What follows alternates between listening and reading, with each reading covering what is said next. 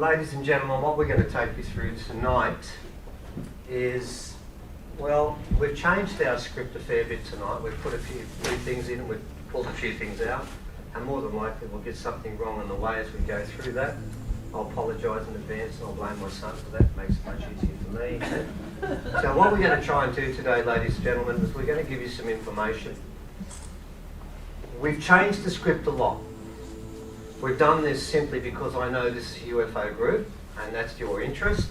So we've taken out some of the things we normally talk about, bring in things we don't.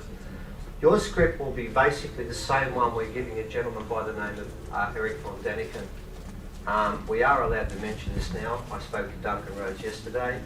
Eric and David Hatchett-Childress are coming here basically to do talks, but what you probably don't know, and you will find out, is the other reason they're coming is to work with us. The two sites they're going to work on, mainly, the three, will be the basis of what we're going to talk about today. Very simply because it fits. One of the sites we're going to talk about, which is Caro, we don't normally do we? No, we've swapped that around a bit because it fits in with what David and Eric want to see, and I would assume you guys would like to see the same stuff. So bear with us, we make a few mistakes as we go along. But, because this is the 2-hour talk, there's a bonus, isn't there, Evan? There is. Says the teacher in the classroom here. Ladies and gentlemen, because it's a 2-hour talk, it's a little bit different.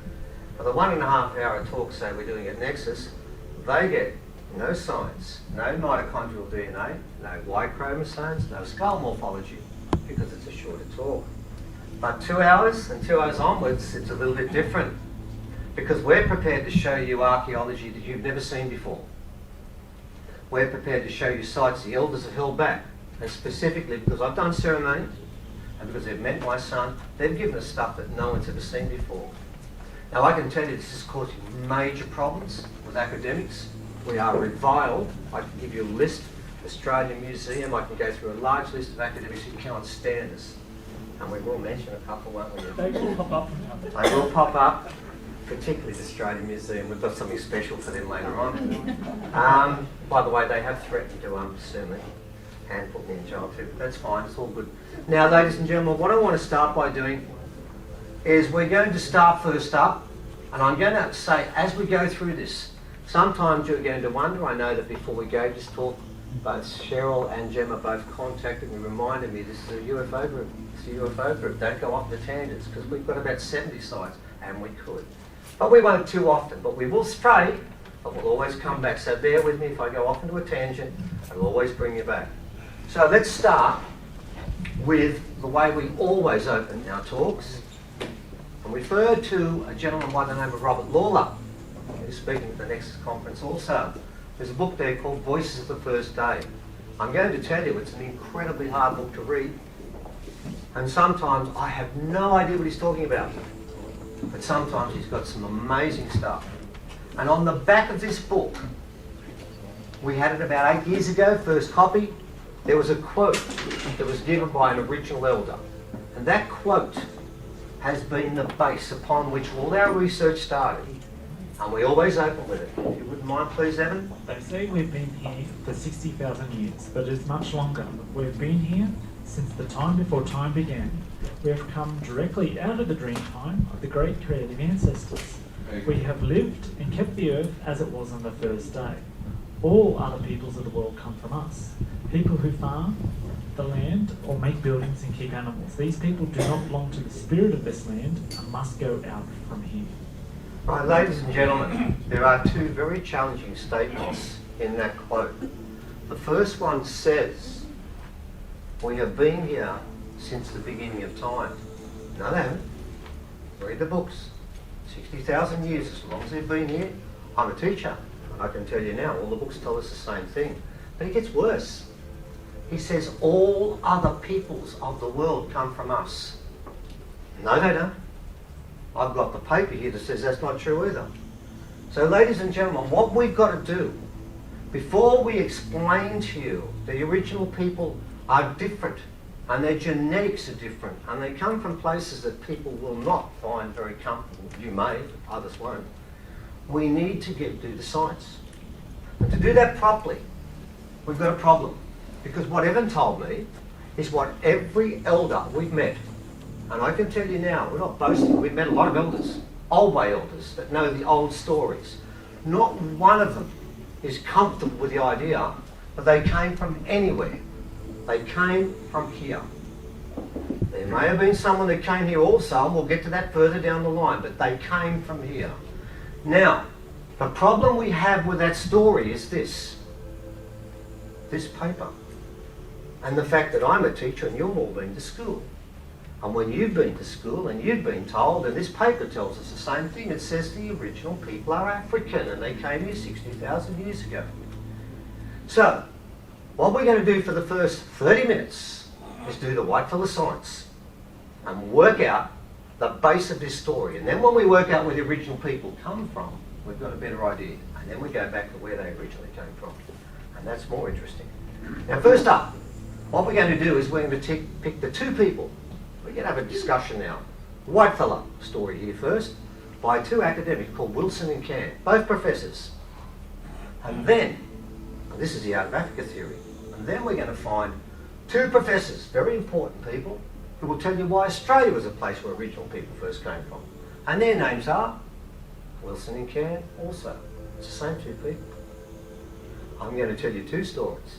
White fellas always have two stories. It's what we do all the time. We can never get it right the first time. Okay, let's start with this paper. Unfortunately, someone today didn't bring their reading glasses. It's your job to remind me.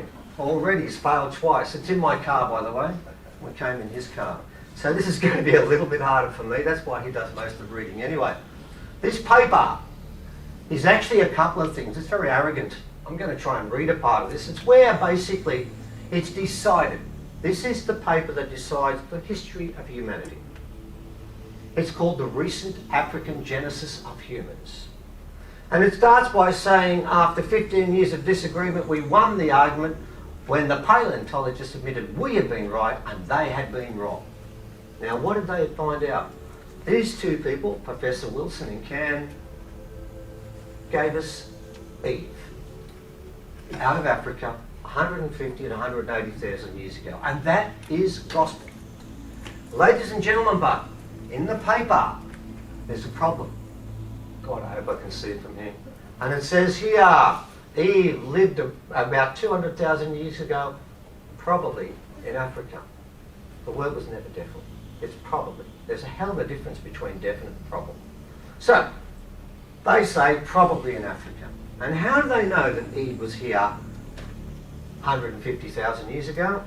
Simple. Because of Australia. Now, this is where we start our story. They figured this out because of the following facts. Facts which are in the paper, therefore they must be right. Fact number one. They said the Australian Aboriginal people are the youngest of the races, of the four races, African, Asian, European. Secondly, they've been in Australia for about 50,000 to 60,000 years, and their genetics, their mitochondrial DNA, which is what the ladies carry, is about 1/3 the rate of Africans and the others. So what you do is you multiply 3 by 50 or 60, you get 150 to 180,000 years. End of story. That's it. All done. Okay, ladies and gentlemen, that's the paper, that's the declaration, and as far as everyone was concerned, that's the end of the story. So all the elders are wrong. So it would seem. But then, one of the two researchers decided to do some homework. And her name was Rebecca Can. She studied the blood of 26 tribes and got blood vials, 126 blood vials, and looked at each of the genetics of each group. And this is where things start to unravel. She said, no, we're wrong. The original people have been here for at least 400,000 years, and that's before Homo sapiens was supposed to start. And here's the interesting part. And they come from two lineages. Now think about the number of lineages that have been running around this country. The answer is only Homo sapiens are supposed to be here. So where are the two lineages that make Homo sapiens? They're supposed to have both been here. That's a problem. Big problem. So this was done about 1986, 1987. It's old news, by the way, ladies and gentlemen. We all know about it. So then what happened was Alan Wilson came down to Australia. He wanted to find out. Because what Rebecca Cam was saying was that the original genes were the oldest. He said they were the youngest. So he came down here twice, 1987, 1989, and he collected 31 vials of blood from full descent original people. I don't believe in that word half caste, I don't know what that means. The reason why I'm using full descent is because if there's white blood inside them, it taints the subject. Ladies, what we found there was 31 subjects, 22 different mitochondrial stories there. Now here's the trick. Every time a race goes to a new place, every 3,500 years there's one mutation. If you can turn a clock by it. So every mutation equates to 3,500 years. We now have 77,000 years on that sample. Can then said, what if I keep sampling? When will this stop?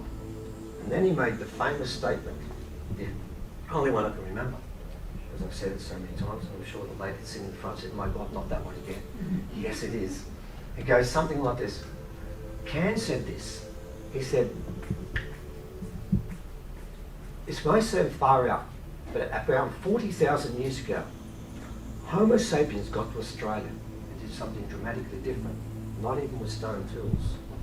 For it was here that Homo sapiens evolved, and it was from here Homo sapiens went to the rest of the world. Now that was Can, the same man who told us it came out of Africa. What he's now saying is we've got it wrong. It came out of Australia. Now, there's one problem with that story. 30 samples, not enough. It's not enough. But luckily, there is one sample in Australia. And after this came out, the people who run the Commonwealth Serum Laboratory, right, Roy Simmons, isn't it? Right, got a hold of 1,500 vials of blood, of which 600 were full descent. His job was to prove that the original people came from Africa and their genes were younger. This talk of these Americans saying this rubbish can't be right. You know what his finding was? I'll give it to you word for word. He said the original people have genes that are older and they have no relationship to Africa. That's the end of the story, ladies and gentlemen. That's the largest gene bank in this country. It's been looked at. They are not African, they are older. End of the story. Now, ladies and gentlemen, we're going to leave that for a sec now. That is the genetic truth.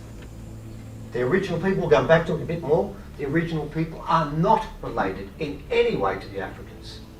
And the Africans are younger.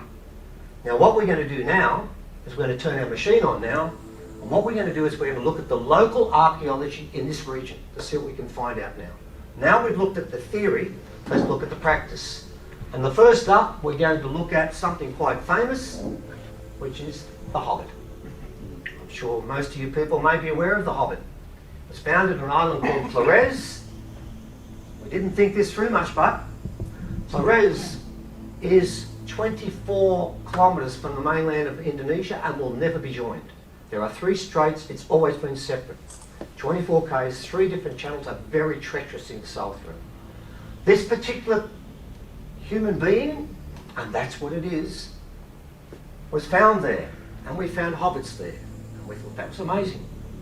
But what we didn't talk about was the amazing archaeology. Number one, the Hobbit had been there from 16,000 years to 92,000 years.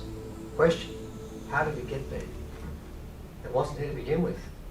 It wasn't there to begin with. It got there.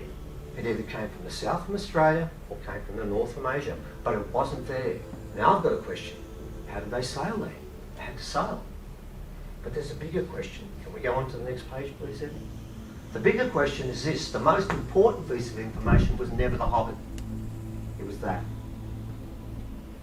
What they found was undeniable proof of some form of hominid got to this island 900,000 years ago. No one's denying it's true. What they're saying was Homo erectus sailed there 900,000 years ago. The same way Can was saying the same thing. But here's Can's problem and their problem. Homo erectus cannot sail boats to go across continents. Read your history books. They will tell you only Homo sapiens can do that. Why? If we stood together right now, and I've got 20 of you, because we need 20 people to go to another place so we don't get inbreeding. If I can't talk, how am I going to convince you to get on a boat? And how am I going to make a boat on my own? How do I get you to come onto that boat? Now, we think that Homo erectus had some form of vocal cord that maybe it made a noise. But not to sit there and present a convincing argument for you to get on a boat and go to an island over there you've never been to before. Because that's what happened twice. But it happened 900,000 years ago. And we know that group was there for at least 200,000 years, which means there has to be enough people to stop inbreeding. So whatever went onto that island sailed and it got there 900,000 years ago. That's the evidence. Okay, the next one, please. Just a bit further to the side, the oldest engraving of a shell is up near Indonesia. General area again. This is 500,000 years. Now remember, Wilson said that around 400,000 years ago, someone got to Australia. Well, hang on for a sec. We've got a boat journey taking place at Flores, second closest island, 20 people on there, 900,000 years ago. Next from Flores is Timor, and what's after Timor? Australia. So now we've got evidence all around this area of somebody near the coast. That's a shell. These have been marks here. That's moving around in this region, and we're all assuming they're coming from Asia. But you know what? Boats, 20 people on a boat, that's a Homo sapien trait well before it's supposed to happen. There's some questions not fitting in here now. Now, let's go to the place where it all begins. If we can, please, Evan, we'll go to Australia. This particular person is Mungo Man. He's at least 63,000 years old, and here is where the genetic story starts to open up, and we've got to start thinking outside the box. This particular person is the oldest Homo sapien found in the world, 63,000 years old, intact, found in Australia. Shouldn't be here. Do you know why? Because they weren't supposed to get here to 60,000 years ago, and this is found here at Broken Hill. When they did get here, they're supposed to stay along the coast, not scuttle their boats and run into the middle and set up a settlement right in the middle of Australia. It's not how it's supposed to have happened. It's supposed to be around the edges, make your way up through the rivers, and slowly there. This is 63,000 years old. What's fascinating, ladies and gentlemen, is they managed to get some mitochondrial DNA. And this is where the story starts to get quite complicated. Yes, Homo sapien. This person could walk down the street right now and you'd say g'day. Wouldn't notice them being different. They are. Because you know what? Their genes don't belong to anybody on this planet. They're Homo sapien, but we cannot find a match with any human being on this planet, past or present. Why? If it's 60,000 years old, you know what the gene should be reeking of? Africa. Just came from Africa. Just got off the boat 10 minutes ago, raced into the middle, set up a settlement. It's got to be African. And we can't find anything African. In fact, we can't find anything anywhere on this planet. Remember what Can said about two lineages? Now you've got your oldest one there, and we can't relate it to anyone. Oh, they've made up stories. They said, oh, look, he must have been infertile. Right, that's the best burial that's taken place for about 20,000 years, and they were still burying people the same way when they got to this region. No, he was buried because he was special. And he's not from here, and he's not from here. We don't know where he's from. But if you think that's a weird story, let's continue on this genetic story, because it gets weirder. Let's bring in the next player in our genetic human story. That's not a human. It's a dog. No, it's not. It's not a dog. That's not a wolf. Did you know Sydney Uni, bless their hearts, they've had a lot to do with it. They did a mitochondrial DNA study on the dingo. And they can't relate it to any wolf or dog on this planet. It is not a wolf and it is not a dog. It does not belong. I was told in uni when I did archaeology, oh yeah, southern India, same sort of dog. It comes from there. It doesn't come from there. It doesn't come from anywhere. The best part of this was I read the whole article. I've got it here. Doggone, scientists confirmed dingo is a unique species. Doesn't belong to anyone. And you know what they did at the end of the study? Packed up their notes and went back to work again. They didn't follow through and work out what it meant. They just said, well, that's unusual. Dingo doesn't belong to anyone. Right, I've got to get back to work. I'm not going to mark some science right now. We'll get back to work. We'll just leave it. End of story. No, that's a repetition of a story. I just showed you the oldest person on the planet, Homo sapien doesn't belong to anyone else. Did you know that all the songbirds on this planet come from here? They started in Australia first. That's over 50% of all the birds on this planet begin here, nowhere else. 20 years ago, you could have asked anyone in the world, they would have told you that every bird in Australia came from somewhere else. They don't understand there's something in this planet that's different. I've got a dingo that doesn't fit. I've got a dog that doesn't fit. We've got the songbirds there that belong here alone. Then from here they went to other places. There's a pattern in the genetics I'm trying to take you through before we start to take you to other places. God knows where we're going next. Ah, yes, I do know where we're going next. One problem. When I told you about the mitochondrial DNA of the original person, which original person was I talking about? I'm talking about the ones you know about today, but you may not know there are many other types of original people living on this planet here that were living here before, and I'll show you three now. First one, two species of these. It's the robust individuals. Now, to give you an idea what these people are like, first of all, that across there is a continuous eyebrow ridge, all the way across. Temple bone, 18 mils thick, yours is 3. Jawbone, 50% larger. Sloping forehead at the back there. Looks pretty primitive, eh? Just remember one thing before you diss it. Remember, your cranium capacity is 1300 cc. This one's 1540. Its cranium capacity is 70% larger than yours, or mine. Why does it have a big head with big cranium capacity? Because it's thinking. Now you might think, oh, when was this around? 6,000 years ago, at least, maybe earlier, maybe it's gone past that. One from Cow Swamp, this one's 22,000 years, the one from Lake Mungo's 50,000 years old. Hang on. Must have been on the same boat with the other one. Because they're all supposed to have come here. That one there is so different. Well, at Cow Swamp, there are, I think, 16 different types of burial. All the robust people, very religious. But they stand much taller. Elbow is 50% larger again. These are massive human beings. If I hit this thing on the head with my fist, I'd break my fist. And nothing else would happen. So when we talk about original people, I'm just talking about one strand. And do you know what? You've heard stories about the Yowies. Don't dismiss them, ladies and gentlemen. Don't dismiss them. When we go on the country, sometimes we're given that song before we go on there. Those thick-boned people you're talking about, they have their place here. They're a street. The Yowies are an off-breed of this group here. Okay, now let's leave the little people away, big people away. Let's go to little people, please, Eddie. Very important, the little people. They are part of Australia too. Now these ones, they're sacred. I can tell you now, the original people hold them in very high regard. This mob here, a Beryllium. That's Joseph Birdsall. He's the same height as me. This is the tallest of their group. Most of the women are just under 3 feet. The men are from 3 foot to 3'6". Up near Corunda, which the Corunda Primary School has the lowest height average of any children in primary schools in Australia. So don't tell me they're still not around. Now what happened was that was taken in 1938. 2 months after this was taken, this elder told Joseph Birdsall, we've had enough of your ways, we're going off into the bush. And they went off into the bush in 1938, 150 of them. Didn't wear clothes, didn't believe in that sort of stuff. White fella says they're gone. I'll tell you what I read about these guys, they're the masters of camouflage. And whenever the big fellas fought, you know who they go and find the answer from? These ones.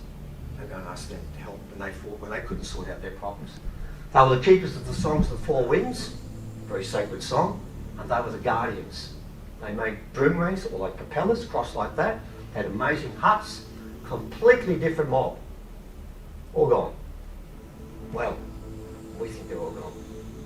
The elders tell me, you white fellas can't see them. We can. So, before we do go that way, we've got to go back and do some more genetics. I had to make this point. I'm just talking about the gracile mob of original people. The gracile, the ones like we've got, gracile features. That's the group we're talking about mainly. We cannot talk about the robust ones, we can't talk about the Yowies, we can't talk about the little fellas. Mind you, every original person we've spoken to still believes we're alive, don't they? Without exception. They will tell you they've seen them. We've heard stories about being around up our way about 5-6 years ago. So don't dismiss them as gone. Just say that they're not quite where you can see. Okay. Now, let's get back to the genetics a sec. Now we've just got the parameters right. Right. Here's the trick. I can talk about mitochondrial DNA all day long, and we could. We'd all fall asleep. I'd go down first, the rest of you go soon after. But until you can map the genome, we don't know what the story was. Now the genome is like a complete genetic map of that each race. Now we've done the Negroes, we've done the Africans, we've done the Europeans, we've done the Asians for quite some time. There was only one group that wasn't mapped. And of course it was a group that was given a list to look at, least concerned with the original people. 1.5 years ago, somebody got a hold of a piece of hair that was 100 years old, it was original, from full descent Aboriginal man. The Danish crew then mapped the genome of the original people. And lo and behold, Wilson and Cairn were wrong. We're all wrong. It's funny enough, it's not in one textbook yet. This is 2 years old, this news. It's now agreed the two youngest races on this planet are Asian and European. It's done. There's only one question with the researchers. They could not work out whether to make the original people first or the African people first. They said, these two are much older. These are the original group. The Asians and the Europeans come around 40,000 years ago. They took this back to 75,000 years, but then they had a problem. They said, no, it's got to be Africans first because, just like this paper, the original people have only been in Australia for 50,000 years. Therefore, what happened was they must have hung around together in Africa. Then 75,000 years ago, they left Africa and went straight to Australia. I want you to think about that for a sec. Hunter-gatherers, they move out of Africa, go through the whole of the Middle East, go through India, go through the whole of Asia, make their way down to Indonesia, somewhere along there, look over there, 100 k's, nothing to see. They get on a boat and they sail off into the distance to Australia and didn't stop anywhere. Doesn't make a lot of sense. Well, actually, it makes a bit of sense, but we can make no sense, can't we? Can we put the next one on? So we get through our science so these people can get to the other part of the story. I did tell you had to pay your dues first. You know, when I'm with the elders, they make listen for 15 minutes before they get to the point, don't they? It goes around in circles. Yeah, just like I'm doing now. Same thing. Same deal. But this is why it's all rubbish. I rang up the Sydney Morning Herald about this, and we spoke about this the first time. She said, I can't put this up, it'll ruin everything. I said, exactly. All right, let's just say that this Danish crew were right. That 75,000 years ago, Africans came out and they wandered through the countryside and did all this. It's a load of rubbish, and I'll tell you why. Because of that, Mount Toba, the largest eruption that took place on the world in the last 10 million years. Massive. 74,000 years ago this happened. It blew up. You know Pompeii? You can find 10 centimetres of ash. That's a big eruption. This one, 1 metre of ash in Greenland, 3 in India, from one eruption. According to Josephine Flood, and according to all the people who studied this, the world population dropped between 5 and 10,000 people. Full stop. They claim a little group in South Africa, a little group up in the top of the Swedish area, because there's no one in Australia. And by the way, there's only one place in the world the ash didn't go to. Australia. Only place. Then what happened was, whole population wiped out. India, 3 metres of ash from one explosion. That's massive. Nothing like that ever before. Wiped everyone out. So this is what we've got as a fact. 75,000 years ago, there were no more than 5,000 Africans left in the whole of the country, and they were down in South Africa. But according to another group, 75,000 years ago, they teamed out of Africa and wandered through Asia. Rubbish they did. There's only a small group left down the bottom of South Africa. They're going to stay there first and slowly move from that area. They're not going to say, right, we're done with this place, we're going to go right through Africa and out the other side. They won't do that. They'll settle.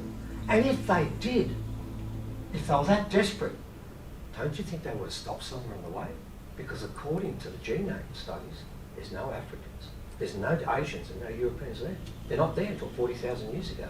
So what's happened is, They've raced out of Africa, they've bred like rabbits, got out of Africa, ran through the whole of the mainland and made their way to Indonesia and got on a boat and sailed to Australia. That's what they tell us. Doesn't make sense. And can I use one of the great philosophers of the 20th century from America? Judge Judy. If it doesn't make sense, it's a lie. Ladies and gentlemen, if she's right, and she's always right, you can only ask her, this must be a lie. Because no human being, if they're a hunter-gatherer, would wander through Asia and India and not stop. They're hunter-gatherers, for God's sake, they're not farmers. And why would you get on a piece of land and look forward 100 kilometres and see nothing and say, that's where we're going, but let's all get on there and go together? It's a lie. They're already here. Okay, so that is the genetics, and that is the truth.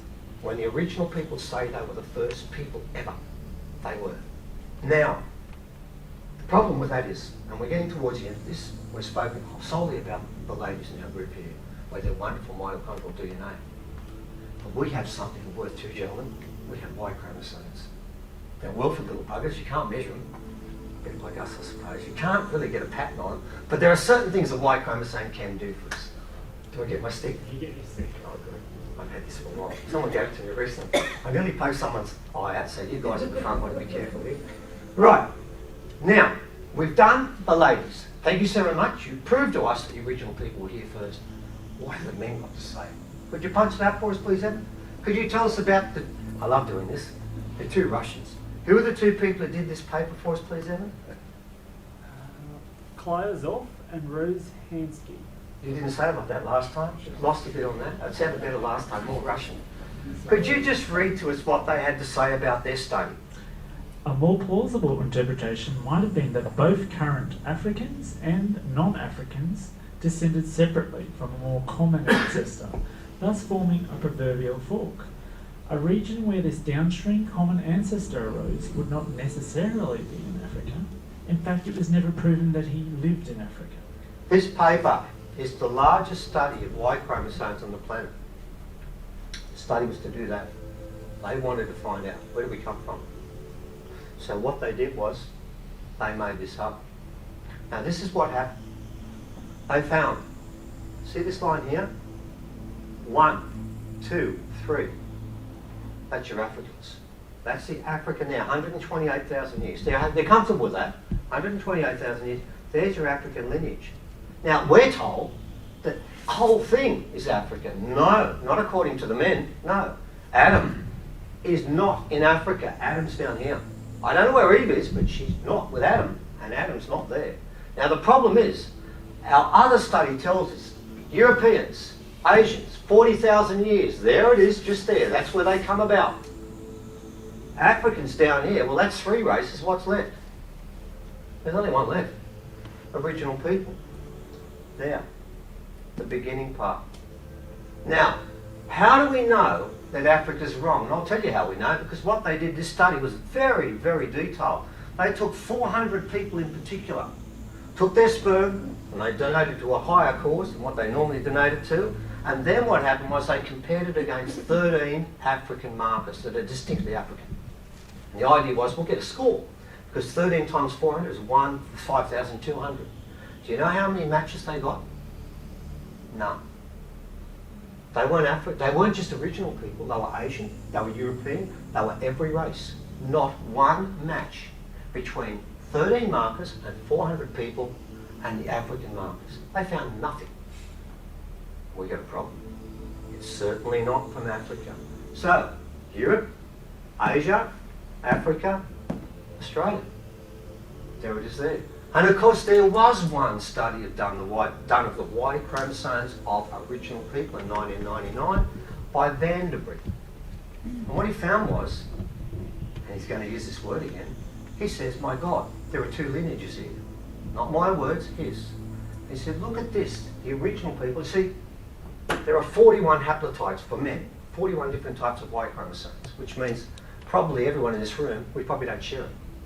Original people, 79% fit into 2 categories. And of some of the other haplotypes, they're not found anywhere else in the world.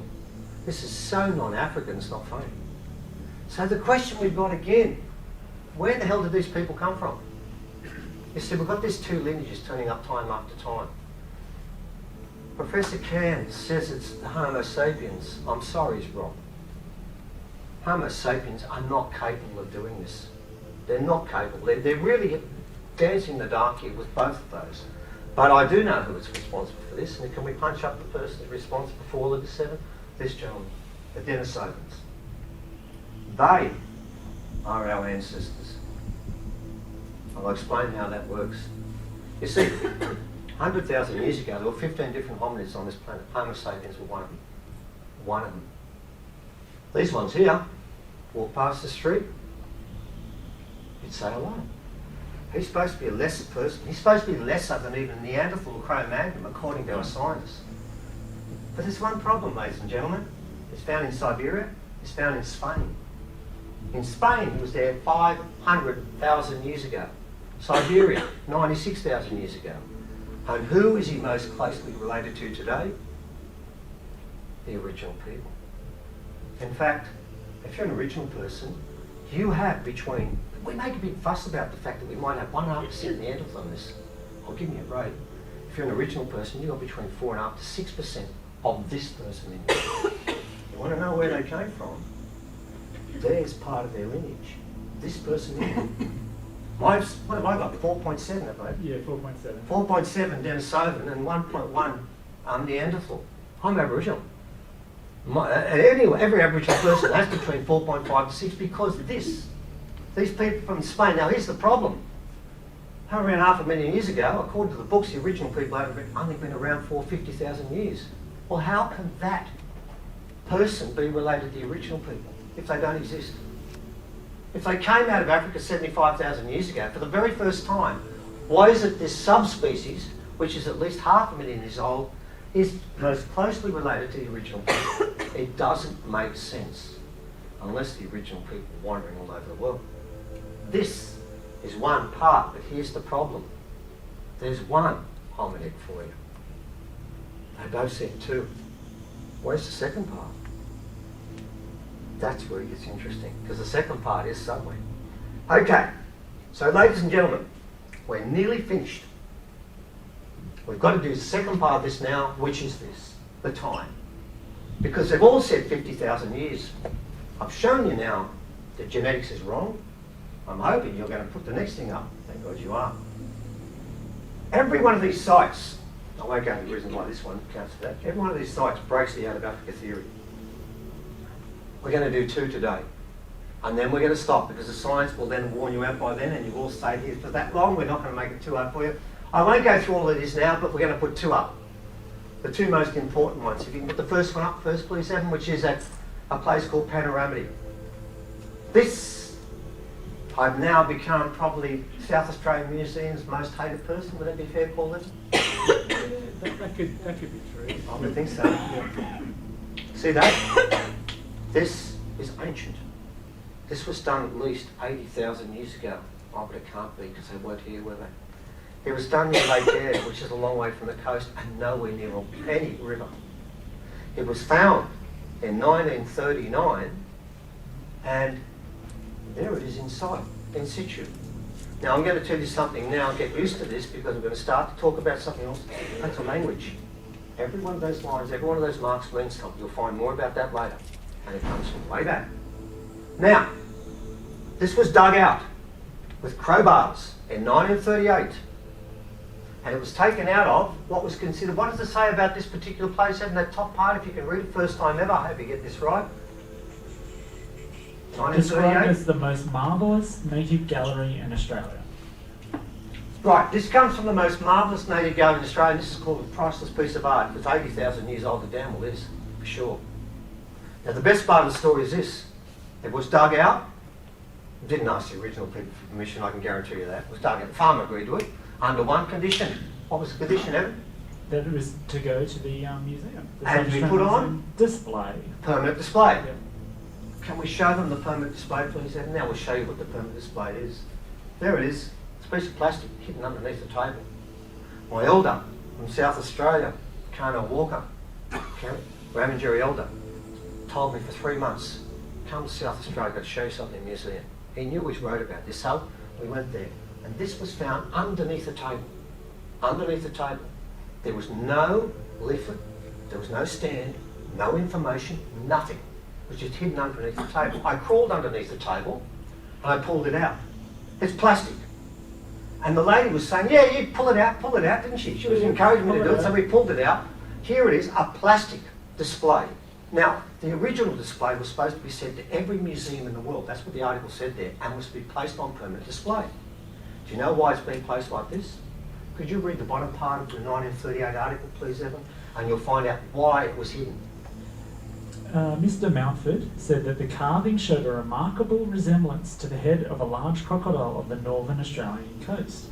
As Junta was about 1,000 miles to the south, one of those crocodiles could not have served as a subject for the native artist. Therefore, it appeared certain that these creatures must have existed in the water fairly close to the Junta district. There was further evidence of the existence of crocodiles at one time. Leave it at that part, we won't go further. It goes on to say they talk about a time when the whole of South Australia was underwater. Here's the trick. According to Josephine Flood, there have been no saltwater crocodiles in that region for 80,000 years. That's a minimum date, which means this was painted, this was created by original people who saw this. By the way, the head of this crocodile is 5'6". 5'6" by 3 foot. That is not a freshwater crocodile. It's a saltwater crocodile, and a big one, a massive one, with a head like that. The head is nearly as tall as me. You can see how tall it is when I'm standing there. Now what that means, you'll see there's a language on the top there. That means that was created 20,000 years before the original people got here. Rubbish. As simple as that. That's the truth. And you know what? The South Australian Museum will not display it. I wrote an article about it, they didn't like it, because they don't want to put it up because people ask questions. There's no literature. Because people say, well, you told me they were here for 60,000 years. This is 80,000 years old. Been published in all the books. They've all said it's at least 80,000 years old, which means the whole of Megalithic theory is wrong on that alone. Okay, we're going to do one more just to finish this off. Then we get on to the story. This is the last one we're going to do, ladies and gentlemen, because we have to make it very clear. Before I show you this information, I have to clear the rubbish. Clear all the rubbish you've been taught about the original people and give them their true perspective. This last piece here is Lake George. A gentleman by Gurdip Singh put a hole into this lake that went down 4 million years. And what he found was, from 126,000 years onward, there was a 10-fold increase in charcoal whenever the lake was full. And when it was empty, there was none. He said, oh, humans, fire stick farming. Fire stick farming, 126,000 years ago. Lake George, near Canberra. That's 66,000 years before the Africans got here. But Richard Wright from Sydney, and he said, rubbish. No, wrong date. 60,000 years. I'll take 60,000 years. They got here 60,000 years up at the top end. It took them 20,000 years to get there anyway. Either date means that the out-of-Africa theory is wrong. Now, there are 6 other sites in Australia that are over 70,000 years old. Only one has to be right, and the out-of-Africa theory is wrong. We could do all of them now, but you've done enough science, and we don't want to keep doing that. What I want you to understand, ladies and gentlemen, before we go to the next part of this story, which is very quickly where the original people went, you need to understand they went everywhere. Before we went anywhere. The original people sailed around the world, way back.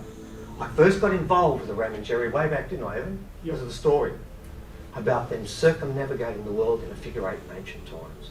To do that, you've got to be able to read the stars and sail the earth. Right, where'd they go? All right, very quickly, this is real quick. We normally do a lot longer than this, and other ones we won't. Indian. They're both Indian people. They're not Aboriginal people. Last year, Dr. Rao from the Indian government, 2 years ago, did a survey, mitochondrial survey, of the bush people up in the Andaman Islands, all the edges there. They found 7 people, I'll use the words they've got, that have unique Australian Aboriginal genetic signatures. There are 7 people they surveyed that are not Indian. They're still Aboriginal. They were there. Next one, please, Evan. Very quick. Tour around the Pacific Ocean. Oldest Asian skeleton. Perak, Malaysia. 10,400 years old. He's not Asian, he's Aboriginal. What's he doing there? Because they went there. No one's disagreed with that. They don't know why. Next one again, we're racing along here. That's a proper picture taken in 1800. One of the very first photographs taken of an Ainu Not the Japanese you know of today that came from China 3,000 years ago. This is what the Ainu used to look like. Clatch interviewed this gentleman. He said, I'm the last of my race. I will not sleep with the women. They are not my people. Because by that time they'd been interbreeding. He was the last male. We put quizzes up on occasion. We gave us $100 if someone could nominate where these people come from with 100 Ks. No one ever got it. They kept putting Papua New Guinea in Australia. Japan, that's where they also went. Very quickly again, please, Evan. Very quickly, this one, Jackie Hayes, last article she wrote for Cosmos before they sacked her. How dared she put something like that up? Of course they discovered America. They've been there for 600,000 years, ladies and gentlemen. We're not going to do all that today, very quickly, Evan. We've got a set of footprints there that are at least 40,000 years old. They are Aboriginal for sure. The interesting part is there's two other dates for these footprints. 620,000 and 1.3 million. We laughed at that to begin with. We now know that probably is 620,000 years old. There are three other dates. Lake Balsaquilo the same. That's Dr. Walter Neves there. He's holding one of 55 Aboriginal skulls that are found in America. Our first three books were published by University Press in America because we were writing about this stuff and everyone in America knew about it. No one in Australia does. Not one syllabus in Australia teaches that the original people were in South America. Do you realise in Chile, every school child in Chile is taught that people came from Australia? We don't teach it, but they do in Chile. Something wrong somewhere, ladies and gentlemen. He's got 55 of those skulls and 265 remains dated between 10 to 25,000 years old. The American Indians got there 10,000 years ago. There was somebody already there. Right. I want to thank you. We got through it. Takes about 40 minutes. Now we can take you on site. Ladies and gentlemen, we've got a series of 28 rocks there now. It's now 32. I haven't brought them all in. I'm only going to talk about 5 of these today. These come from the stars. I'm going to tell you as much as I can about this rock here. This is Ross's Rock 1. It's the first one here. We're going to do about 5 of these. We've got about 25. We'll do more on other occasions. I'm going to tell you a little bit about this. I'm allowed to say something about this. This is the most important rock in this country. It's only ever brought out like it is today, then it's put back in a box and it's hidden on my farm. We don't keep it on the house, we're not allowed to. This is the most important rock in this country without a doubt. This rock, how much can I say? Okay, I'll say this much. The elders have told me at the very beginning of their mythology, there were 2 great spirits. One was called Mani, the goanna, and the other one was the wedge-tailed eagle. Mani comes from outer space. Okay, the elders made this very clear. Mani comes from outer space, the wedge-tailed eagle was from here. Then the Mani fought the wedge-tailed eagle for the right to come here. And the fight went on for days and days, but the crow stood with the goanna, the wedge-tail, against the wedge-tail and won. Then he wrote his story with his claws on this rock. This rock is a star map. Now Mani does not come from the earth, it comes from somewhere else, and people get very upset when we start talking about that day. My God, they do. This is a star map, and we'll show you how it actually works now. Are you on side 1 there? Right, we'll take you through the sides of this rock here. You can't see it properly here. I can tell you this rock here is made from chert. You cannot, if you had a chisel right now and you hit this rock, you will not make a mark on it.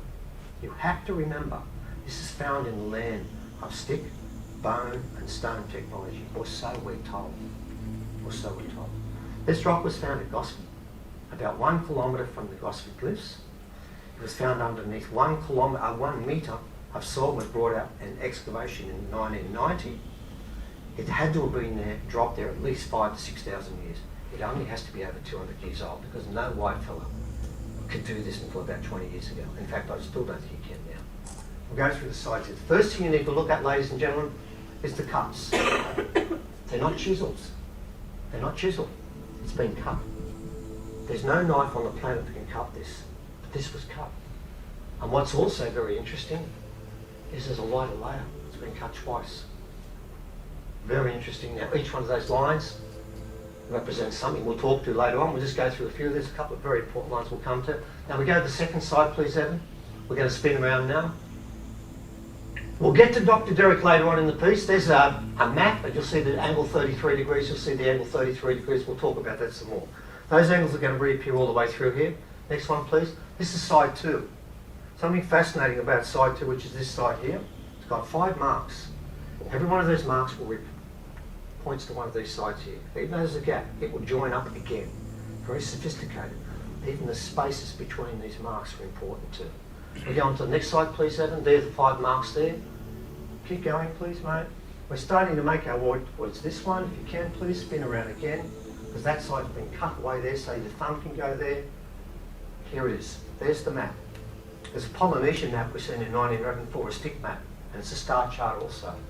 Now, what's really interesting is there's one angle that's repeated 7 times on this side and twice on the other one. The angle is 33 degrees. Anyone that knows about masonry might know what 33 degrees stands for, but here's something you don't know. This was found at Carrion, and guess what the latitude is at Carrion? 33 degrees. How do the blackfellas know about 33 degrees? You read the books, you're not supposed to know that. How come it was there, 33 degrees? 33, 33, 33, 33, the down 6 follow all over. It's a very important marker. Now, they're just marks, aren't they? No, they're a language. This is a language. This is the very first language, and I know where it comes from. And we'll get to that step by step. Moving along, please, Ed. Right. Now, how do we know it's a language, and how do we know it's a global language, not an Australian language, all over the world? Because of this, we're working with people all over the world. We're working with Dr. Derek Cunningham, who's been studying these marks for quite some time. And there's the Calgary rock. Now, what I did was, I took the Calgary rock there and compared it with the angles on this rock. 22 marked out there, I've got 19 here. I've got 19 here. I've got 19, I've got 13.66, just like he's got there. There's 2 angles I don't have on this one. That's a 91% match rate between Calgary and Australia. Could be a coincidence, couldn't it? Let's do the Bosnian one, please, mate. We've been working with Dr. Zia and Dr. Derek Jock Doubleday. Hopeless for names. On the Bosnian pyramid. I'm sure most of you people know about it. What you don't know is about what they found underneath the tunnel. We've done an article, it's up on our website. This Bosnian rock, that rock. They contacted us and said, let's do a measure. Let's see what's going on there. Okay, let's put it up, please, Evan. So let's do the angles. Dr. Derek did the angles on this, marked them all out. We got 15 angles. Okay? Guess how many are on this one? 14. 93% match up rate. The only angle we don't have is 45 degrees, but I do have it on one of the other rocks. So everything there we've got. So what I'm saying to you, ladies and gentlemen, there's a language, an ancient language that's made of angles, lines, points of intersection. This has over 200 lines, shapes and points of intersection on it. They all mean something. The original people were recording a language that goes around the world. The chances of those 14 angles, that includes 0.6511, we have it here. The chances of that being 90% twice over are nigh on impossible. So what we're getting here is a global language that begins here. What we've got to try and find out, and we will, is what the hell are they saying? When we get through the rocks, we'll get to that. And this is why Eric von Daniken is particularly interested in this, plus the site we're going to do next. Is it number 2? I hope so, otherwise there is how it runs. There's the narrative on the first one, and can you see it's all interconnected. Everything runs off something else.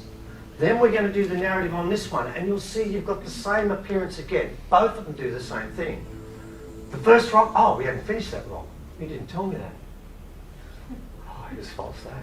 It's always my fault. Yeah, exactly. I didn't know we were doing imprints. Oh, yes I did, because I actually did that. I forgot this. Ladies and gentlemen, I got one here. It's an imprint. We didn't find this.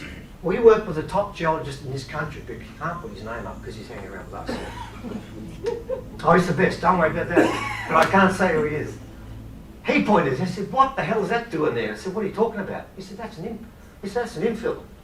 Of course, we both said, "What, Evan?" What's an infill? And he says there was a hole in this rock.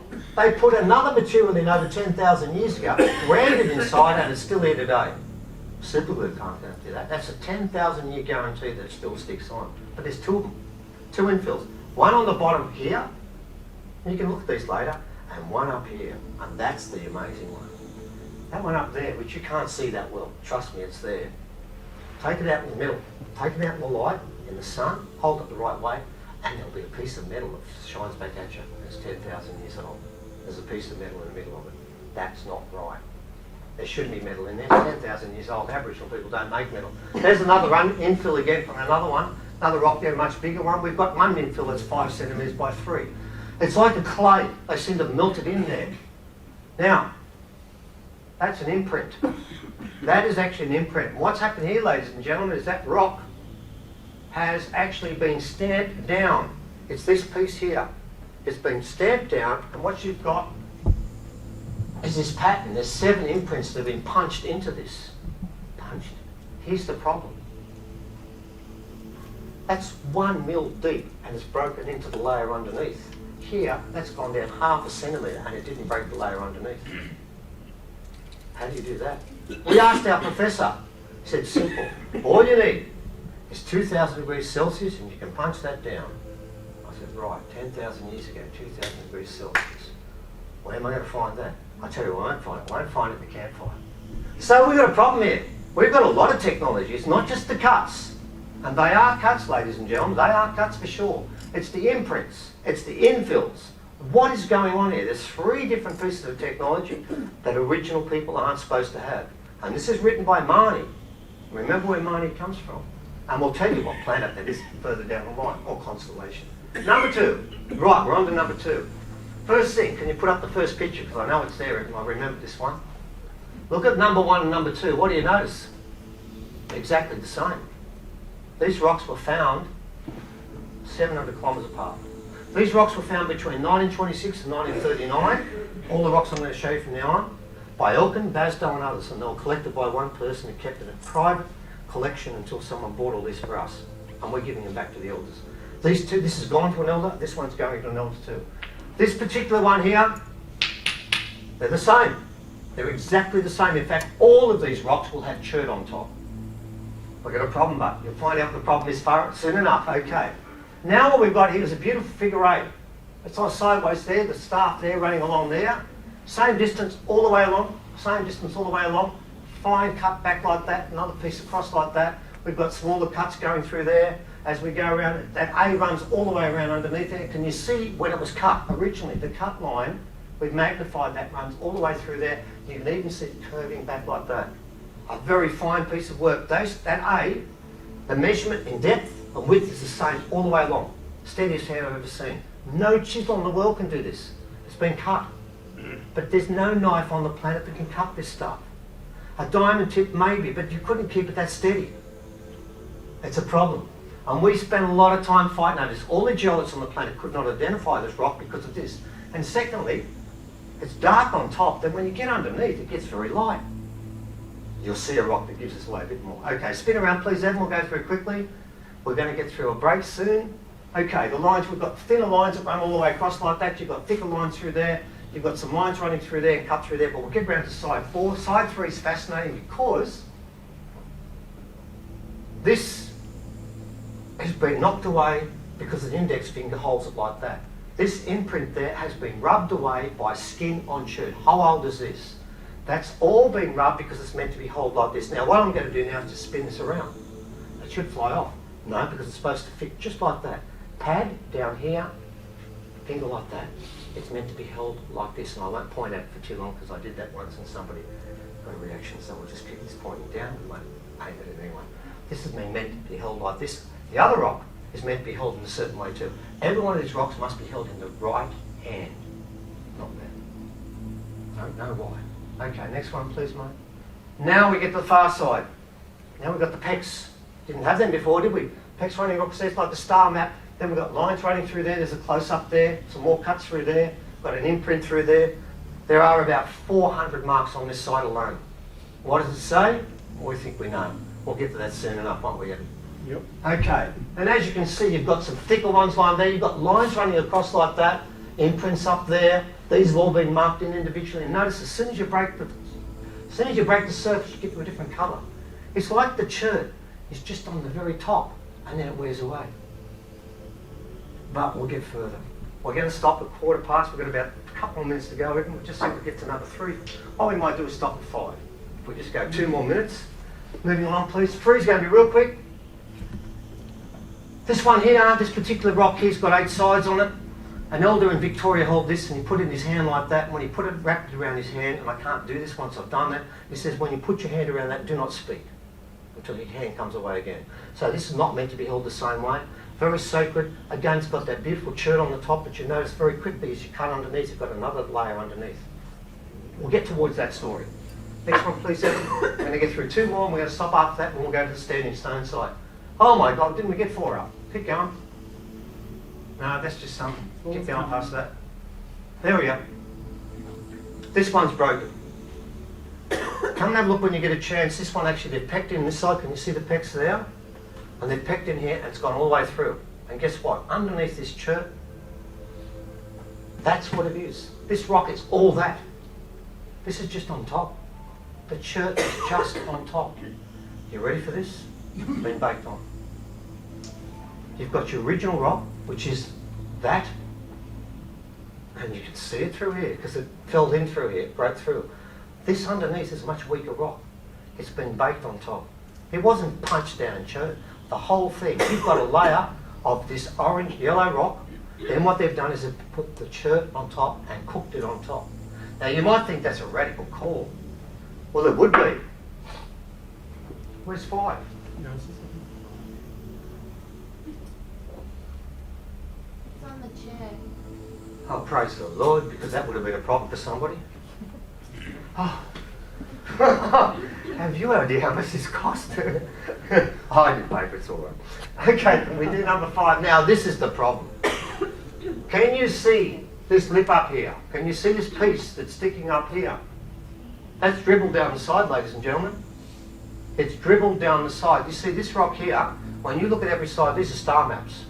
Up the top here we have called Corona Borealis, that's been identified by Dr. Derrick and also by the Navajo. Down here we've got the Orion on this side and Pleiades on here. But here's the trick. Every side, the rock has been pasted on. The chert, you'll see that colour again. But what happened here was, thumb needed to go in, so what's happened is I pushed it across when it was wet. And it's dribbled down the side like it would with a candle. But here's the trick. That has to be hard when they did it. Because it's dripped down the side here and didn't come in that side. It's actually gone on top. This has been melted first time, then they've gone a second time and pushed it across. When you put your thumb across, you'll see what they've done. And it's come across there, they've pushed it and it's dribbled down the side a bit. This is undeniable proof. This has been layered with a chert on top. The star map on each side. The 3 main star systems are Orion, Pleiades, and the one we didn't know, which was Corona Borealis, which is the top one up there. This is a star map. The person who actually collected all of these rocks, all of them, would sleep with this one every night. There's no rock in Australia like this. No rock's been made like that. This has been formed, baked, placed on top the first time, then cooked, and then redone a second time to push this across. That is dribbled down the side. You can come and have a look at it later. You may not have noticed before. It's been pushed across when it was wet. That's simple. All you need is 2,000 degrees Celsius and you can do this. Now, ladies and gentlemen, it's 8:15. And what I'm going to tell you now is we've now shown you, we've got 28 of these rocks at the moment. I've written about 8. We've got so many more to come, and there's some that are really big we haven't touched. But when we come back, I want to tell you about the stone that Eric von Däniken, the site that Eric von Däniken wants to go to first, which is the standing stone site. And there, I will tell you what it means. I'll tell you exactly what this story is about. And for those of you who are very interested in UFO and extraterrestrials, I'm sure you won't dislike what you're going to hear. The person who found this said this was Australia's Stonehenge. I'm going to be quite honest, I think Stonehenge is trash by comparison. I know I'm a bit crude about this, but when we finish seeing what we've got to talk about, I actually believe it's the most important archaeological site in the world. And I think to an extent that's probably why Eric von Däniken and who's the other one's coming? David. Yeah, they particularly want to work on this site. Now the reason this site is so important is because those rocks I showed you before, this is part of the language. There's something I hadn't told you about this rock you need to understand, and of course I've misplaced one of them anyway. It's this. Just remember one thing, every one of these rocks are made from chert. Cherts are silicate. Silicates are what we store computer information on. I know for a fact there's information that's encoded on this that will come out with the right song. I've heard the song from one of our elders, or the right note played on a yidaki, which is a didgeridoo. I'm going to put it to you. There's what you can see, which is a narrative. This one's a narrative about Mani coming from the stars. We know that. That's a given. But there's also information in the chert. And I know for a fact that the elders know about these rocks, and there is something that we don't know about, and I don't fully know about either. Trust me, there's two levels to that story. Now, the important part of this story, ladies and gentlemen, is we're going to have to start changing a few parameters. Number one, the original people were given the first language. Given. They didn't work it out, it was given to them. Now I'm going to start by giving you some setting about where we're going to go next. Let's start with a story of what is very important in this place. In fact, there's not an elder that doesn't talk about the Pleiades. They believe, in fact, the Pleiades is the only dreaming story that I've heard. I went up to Gangamera up in Port Hedland, and they were going to blow up a cave there, which has been dated at 47,000 years. It's the oldest cave showing continual occupation in Australia. A mining company were going to blow it up, Atlas. And the elders brought me up there. And the elders told me, if this cave goes, that's the central star in the Pleiades, our dreaming is dead. We have no dreaming anymore. I've spoken to other elders, a lot of them, and they'll always tell you the same story. Every sacred site has three parts. Place on the ground, the story, and the place above. And if you cannot tell the story of above, if you cannot point to the star it belongs to, it is not a sacred site. They are obsessed with that so below. So what we're going to now start to show you is who came and what was the story they left behind. I can't read all that. We'll work on it for years. We won't be able to read it all. We've got ideas on what some of that stuff says. But luckily, someone went before us. Can you put up what we're going to work with, please, Adam? Okay. We're going to start with this side here. It's called the Standing Stone site. It was first found in 1840 when the settlers got up our way. This is found in the Caldera up near Mount Warning. And when they got there in the 1840s, there were original people standing on there, and they grabbed three stones and ran away with them. What they ran away with and took off were these stones. The marked stones were taken away. They didn't want the white fellas to grab this stuff. That was to be kept. They left a lot behind. They left a hell of a lot behind. So what we're going to do now is I'm going to take you through this story and explain what happened. Now this is one of two mounds. It's a 7-tiered mound. There are 188 stones there, and according to Frederick Slater, who was the president of the Australian Archaeological Society, he was their chosen leader. So this is not just some person who wandered off the street.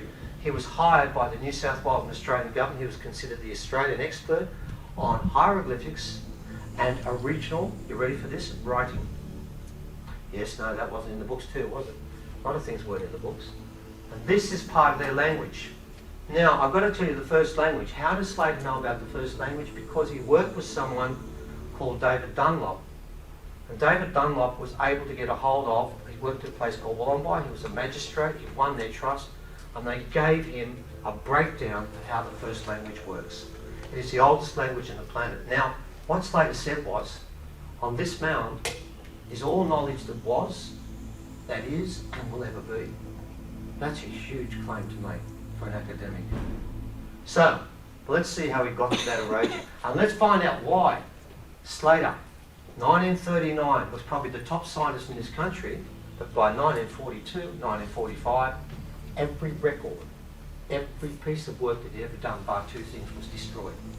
He was wiped out completely because he made a big mistake, didn't he? Very big. We'll talk about that mistake in a second. Okay, now, let's go through there, and the next thing Evan's going to put up is something that was common knowledge through the whole of Australia in the 1930s and 20s. We have about 15 newspaper clippings. I'm not going to read them out now because we're going to do other things today, but I can tell you, everyone in Australia knew the Egyptians were there. This was common knowledge. So Grafton Elliott Smith said in 1914, he was stunned by how much Egyptian artifacts, relics, and archaeology was in this country. He said it's just full of it. Everybody knew about it. Slater was on about it. Everyone was on about it. And ladies and gentlemen, we can read you front page articles about what they found here that was Egyptian. And nobody disagreed with it. That is mummification taken by Clatch. There are at least 15 different types of mummification in this country. Grafton Elliott Smith said he found one piece of mummification that was identical to what was done in the 23rd dynasty. He could not believe it. He said they even took the brain out through the same passage with the same tool and then rode the dead off for 2 kilometres in a particular boat that was judged by the crocodile spirit. It is the same story. He couldn't believe it. And he said, oh, well, the Egyptians must have come here and taught them this or something like that. They couldn't work it out, but they knew there was something going on. It was all over the country. But by 1941, 42, 43, nothing. Not another thing. The whole thing is clamped up. The government did this, and I'll explain how it did it. They actually got involved in this side. Okay, moving on, please. Right, this is what we've got. We're in a cold run. And what we have is hundreds upon hundreds of sandstone rocks. What's wrong with that? There's none there. This is a cold run. No sandstone here.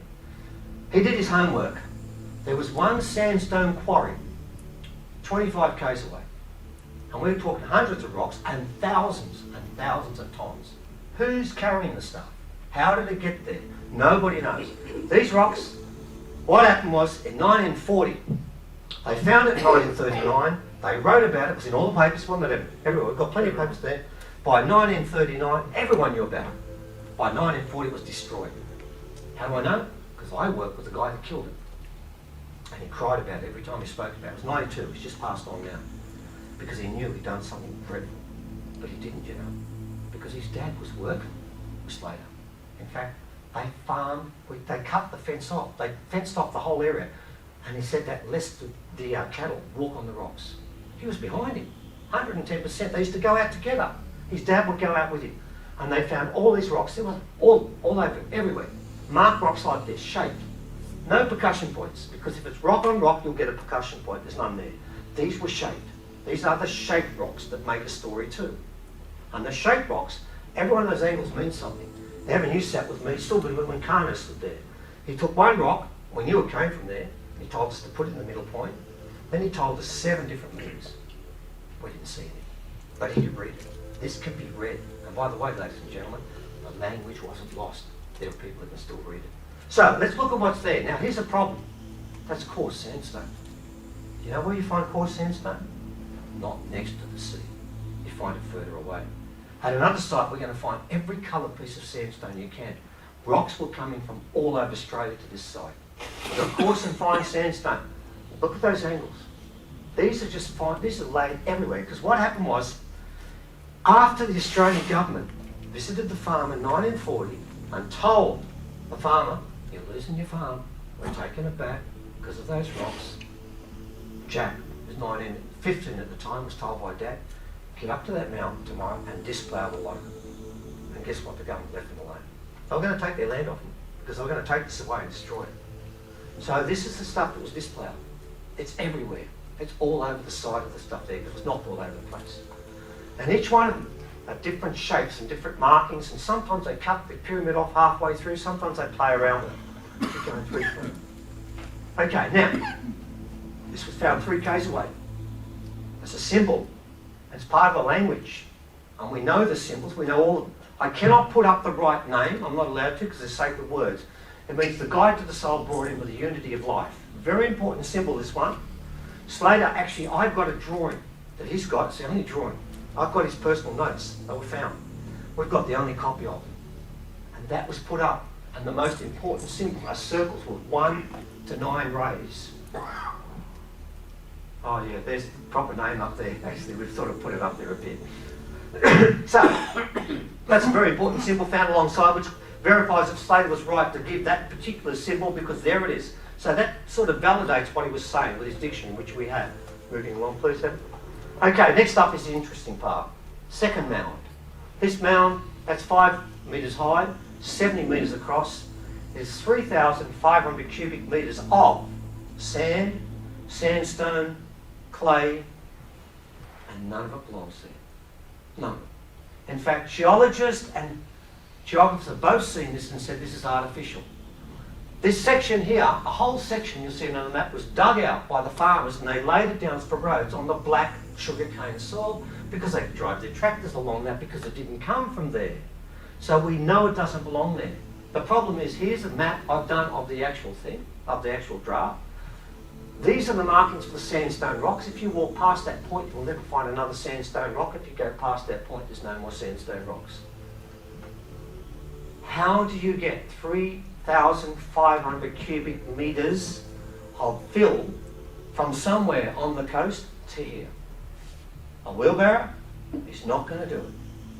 The question is, how was it moved? And the answer is, we don't know, except something's going on at this site, and there's one of many.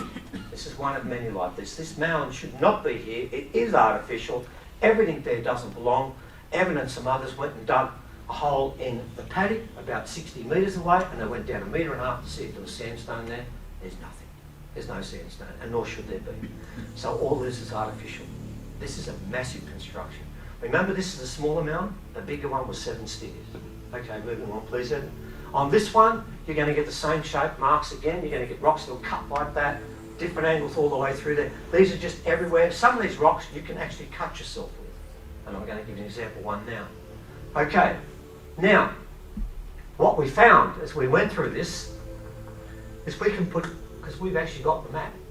Unlike Stonehenge, where they put the rocks back where they thought they were, 3 weeks before this was destroyed, they went out and measured every rock and its position, the number of inches next to each other rock.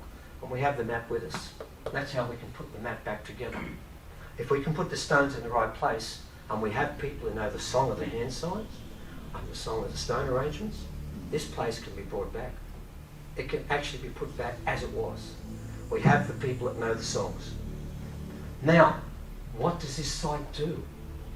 Well, it does a lot of things. And we're going to try something different here, are we, Evan? Yes, We are. All right.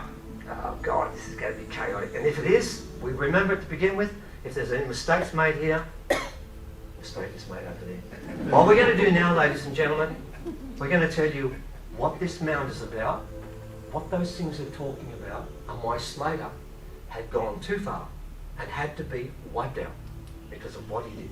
Now, what Evan's going to do is, to begin with, he's now going to read directly from the translation Slater made of this mound and what they said and what they left behind that should still be in every textbook, but it's not. Okay, well, let's begin, and I'm going to take you through this.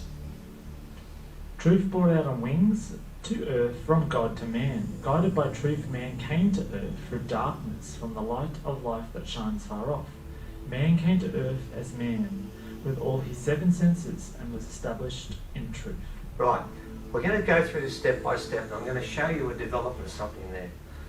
A couple of common phrases you're going to hear time after time. We're not going to use it each time, but the first one that starts to push the boundaries came to earth. This is a common one. Man came to earth with his 7 senses fully developed. Man came to earth, guided through the light, came to earth from a light that shines far out. This is a repeated saying. It doesn't happen once. In fact, to earth is the most repeated saying in all of his translations. He keeps talking about someone coming here, a man coming here fully developed. This is not what we should be reading in 1938. And again, please, we'll go further now. What did he come for? What did they come for? Divine light emanating from a rod, which tells of a fire that brought life from a far point, east to west.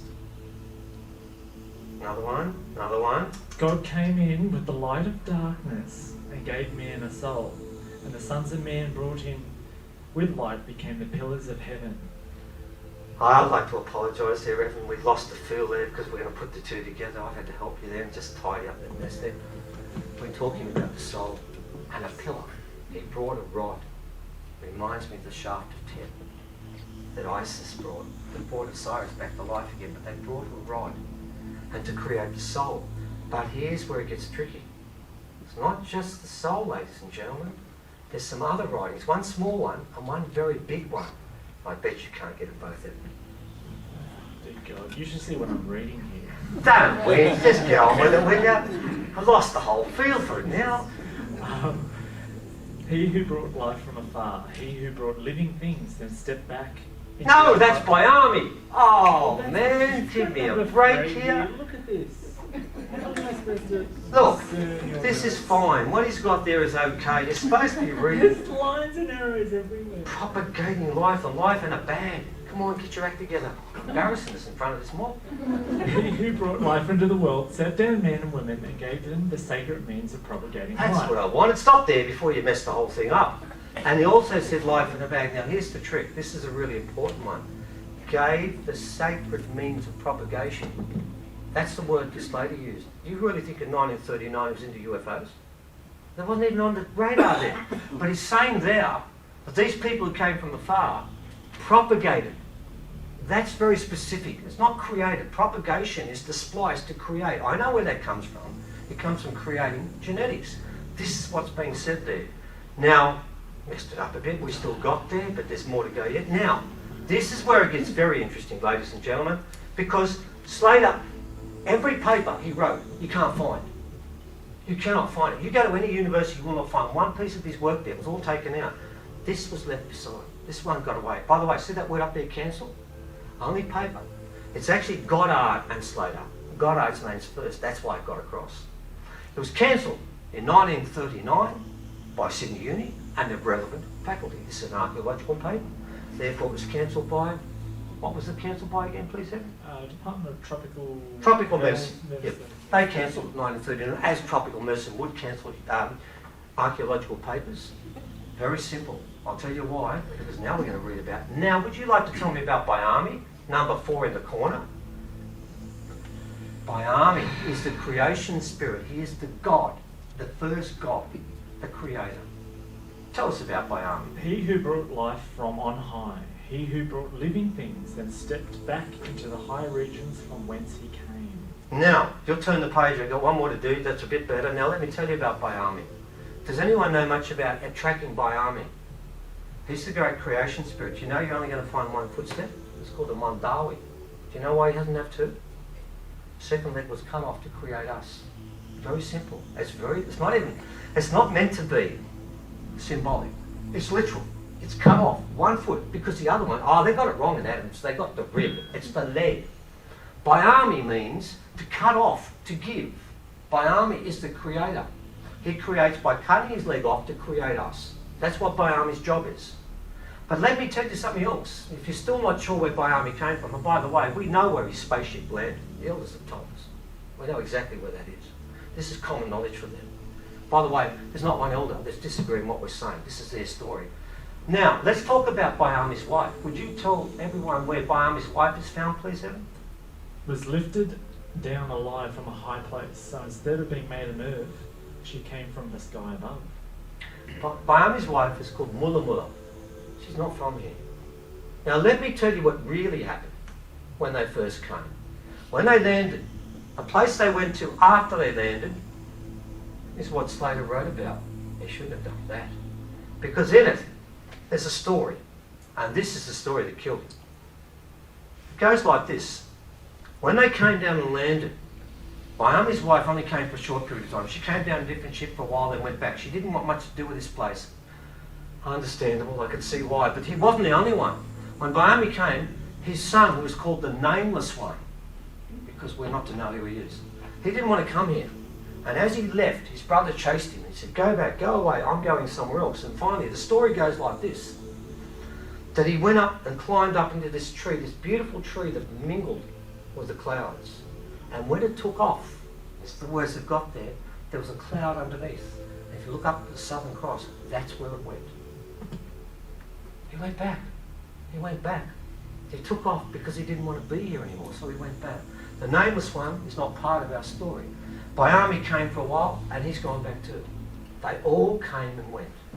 The story that Slater wrote about in 1937, 39, which is why the paper is cancelled and why he got smashed, is he went too far. He talked about Egypt, they could put up with that. Then he told us why they came. They came for the wisdom and knowledge of the ancestors of the original people. And I'm going to tell you what One of the elders who ring me up every time, I can't use his last name because he just passed away. His first name is Jerry. He took Valerie Barrow, I think, down about 1990, didn't he? Way back. He knew about this way back. He'd always close by saying, my grandmother told me this, do not forget my ancestors came from the Pleiades. Mulla Mulla, Bayame, the nameless one, they're Pleiadian. They're the blue people. They're the blue people. Now, this place, that story over there, the first rock there is about somebody from Pleiades coming here. They call him Marnie. And he came here, fought the eagle, got the right, and then penned his 10 Commandments. I wonder where that story came from. There's another one there. Okay, that's another story we're going to talk about later. So ladies and gentlemen, let's go a little further, please. We're going to go a bit further down with this particular story here. Now, sacred place. I'm going to tell you a couple of stories now that don't fit into science now because this is part of the story, because this is an original story. And we've got to do it their way, and their way is very spiritual. We've cut this out. There's 2 rainbows coming off the sacred mound there. Now what happened was, a lady called Iris, when we finished, so when we started, I took the elders out, didn't I, first step? Yeah. We took them all out. And Kano went ahead, and he stood on the mound, and he said, I need a sign. And 2 orcs came out and circled above. This is a true story, because 8 people saw this. He said, I want 8. And I'm not lying. 8 hawks circled above the mound in a figure 8. And then he turned to me and said, go and get the rest now. The problem was, one hawk peeled off and then ran in front of me. And I had to run all the way back, 1.5 kilometres to get the rest. That was fun. I came back in a slap of sweat. But the whole thing was sacred. At the end of it, when we left, they opened the portal. And they said, black people, white people, blue people, the aliens, all of them are coming through this portal. This picture was taken about 4 weeks later by Iris Nunn at 12 o'clock on Wednesday. She took the picture and sent it to us. Evan got the picture prior to Thursday morning. At the same time, I got a phone call from Kano. He's my boss. And if he rings, you answer the phone. You don't make him wait. And Evan knows why. Because he's a lawman. I'll wait. I wanted to talk to Kano, who had shown me this picture. I didn't want to see the picture because Kano wanted to talk to me, but I've got a problem. I can't work mobiles. He has to ring for me. So I had to see this first, and I said, great, thank you, lovely. Lovely picture of a rainbow, isn't it? So what? Thanks for that, Evan. Now I'll go and do my proper work and listen to Kano. So Kano said, you know about this already. Because Kano always talks in riddles. Way smart, too smart for me. I said, what do you mean, Kano? I don't know. He said, you know about this? I said, what? He said, 12 o'clock, yesterday. I started to think, hang on, that was taken 12 o'clock. He said, you know about this? You already know. He said, you know, we've all felt it. Everyone in the country felt it. 12 o'clock, power came out of this place. 12 o'clock, all the elders have been talking about it. Sunday, on the Wednesday, at the same time she took this picture. He said, but you already know about this anyway. That could be a rainbow. Could be something else. Who knows? Kano said it's something else. I can tell you one thing about Kano. One time we went on the country, didn't we? Yep. And our elder couldn't smoke us. So I did a different ceremony. Good ceremony, wasn't it? Yeah, I Very think- well known. yeah. I was taught to me by another elder, but it wasn't smoking. Kano lives at Kangaroo Island, South Australia. That night I get a phone call. Didn't tell me where I was going. He said, you've been out of the country today? And I said, yeah. He said, yeah, no, I've got a little kangaroo right now telling me the whole story. He said, you didn't smoke yourself today, did you? Now remember, he's 3,000 k's away. And I didn't smoke myself. I said, no, I didn't, but I got another story. Yeah, we know you did another ceremony. He said, but I'm going to do something else again. If you go back in the country again and don't smoke yourself, you're dead. I said, okay, I'll remember that. So, when he rings me up and tells me that's coming out of there, and he says it's a power source that's come out of there, and our elevation's been lifted up, I'm going to believe him. So this place, that's why I believe it's the most important site around, because it's not dead. And we've got the map. And once we get a few warring tribes on the side, which we're working on right now, we're going to take Eric Von Daniken and David up there and film it. But we've got to get a few more to stop fighting with each other. Very sacred place, very sacred place. Our problem is today, the only people who know this site properly are in the middle. I'll wait. That language is not gone, it's still alive, and it was given to us by the Pleiadians. Moving on, please, then. I don't know what I'm doing next. Oh, right. Of course. Right, where did it come from? Where did this place come from? 4 k's away from the site. we found the port. This is where the stuff was brought in. Move along, please, Evan, or show on the map. It's on a creek, which is right next to the sea. The sea, if it was 2,000 years ago, 3,000 years ago, this is where the sea would have been. It's 110 metres across, 180 metres across. We row on this creek. It's all mangrove, all sand, and all of a sudden you hit 100,000 rocks in one spot. Then you go past and there's nothing. The rocks go 8 metres into the creek, 2 metres on this side. There's a road that goes 250 metres that rises up from there. It's the highest part around. And there are thousands, tens of thousands of rocks of every imaginable shape and size you would ever see. Rocks that weep oil. Rocks we've never seen before, hard rocks, sandstone rocks, every type of sandstone you want to see. And you've got these rocks. This one here. This one here was made. A different type of rock again. This has been made. By rock? By stick and stone? No way. Look how smooth that is. That, by the way, you can cut yourself on this. You rub that across your face and you'll bleed. It's that sharp. We found this way underneath, and this is rubbish. This was given to me. The elder said, take this so the white fellas believe there's something amazing here. It's an 8-sided piece here. It was originally all like that. This part was exposed. It would all have been as sharp as that to begin with. That's a fine piece of rock work. It was done by original people. It was done by someone. This is part of that area there.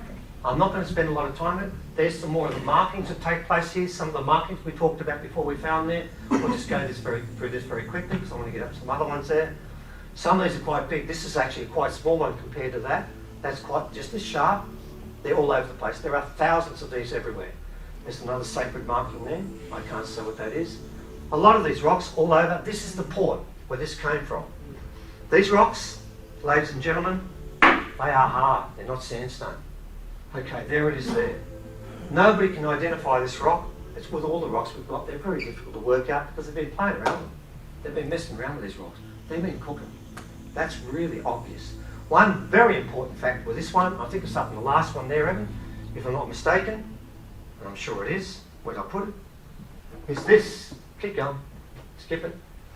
Keep going. God, you put little pictures of that. That.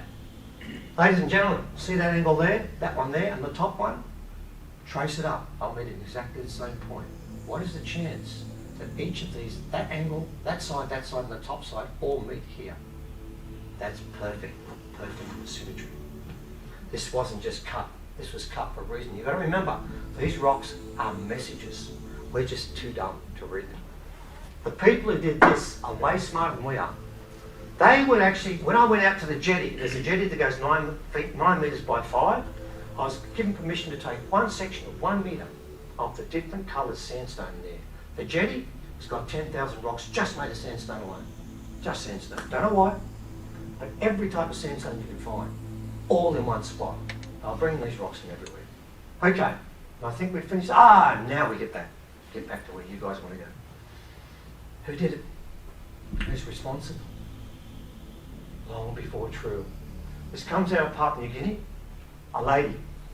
I'm going to make a point about this. Now, every artefact we found has been found by women.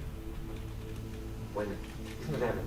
Yep. When a woman comes and says, we found another one, there's a lady in this room, Gemma, where are you? There you are. She's got one herself. She's got number 12. We were about to write number 11, sorry. This one here, which I'm just going to hold up now. Here's another one that's part of the series of the chert on the top, a marking there, and there's a beautiful angle there. See this angle here? Put a protractor on it. Guess what it's going to come up at? 33 degrees. What a coincidence. Gemma, you just came upon that rock, didn't you? It was incredible, the find. Every time it's a woman. I've got to tell you, I'm getting a bit annoyed about this. I'd like to find one bloke that comes and says, I was relentless. Oh, thank God. Let's get a selfie. We haven't got any. But this is the story. This woman, 1980, instead of all the Australian women who would go and have their pins in the afternoon and hang around, she used to go out in the bush and learn pidgin English and go and camp with the original people from there, which is quite unusual. Won their trust. And as a result, this is what they gave her. Now, first of all, that is not a pub. It's from Papua New Guinea. They held it. Mount Hagen. This mob, very special mob. They gave it to him. Didn't like it. And it comes from the time long before true. That's their description of it, not mine. This is ancient, ancient, ancient. Basalt. Stick, stone and bone, you cannot make that with basalt. You could spend the rest of your life with it, man, and all you'd end up with blooded hands and dead grinding stones. This is, look at the thin nose there, that is not Papua New Guinea. Look at the features there. I know what it looks like. I know exactly what it looks like. It looks like Elon got its grace, or grey, one of the two. What is amazing about this, ladies and gentlemen, oh, well it was, but we lost it. Oh, we can go back. Is that? Oh, hang on.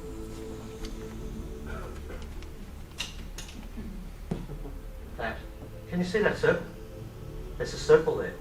It goes in that far into the neck. It's been augured out.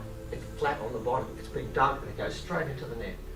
Why did they put a hole, a perfect circle that goes in this deep, perfect sides like that, flat on the bottom? Why did they do that? It goes right into the neck, right into the nerve cells. What are they telling me there? Are they doing something with the genes or something? I don't know. I'm just guessing there. But I can tell you this, ladies and gentlemen, it is impossible for Papua New Guineans with the tools they have or the original people to make that. But it's there. It's there. And there were three things they had there. And this was made by them, and they haven't got the tools for it. But yes, they did. I'll tell you to finish how this works, but we've got to try and set it up first. Moving on to what else was there, please, Evan? There was this bird that weighs 3.5 kilos. See those marks there? Chisel marks. These guys don't have chisels. Or do they? And then there was something else from there, and we don't know what the hell that is. This thing.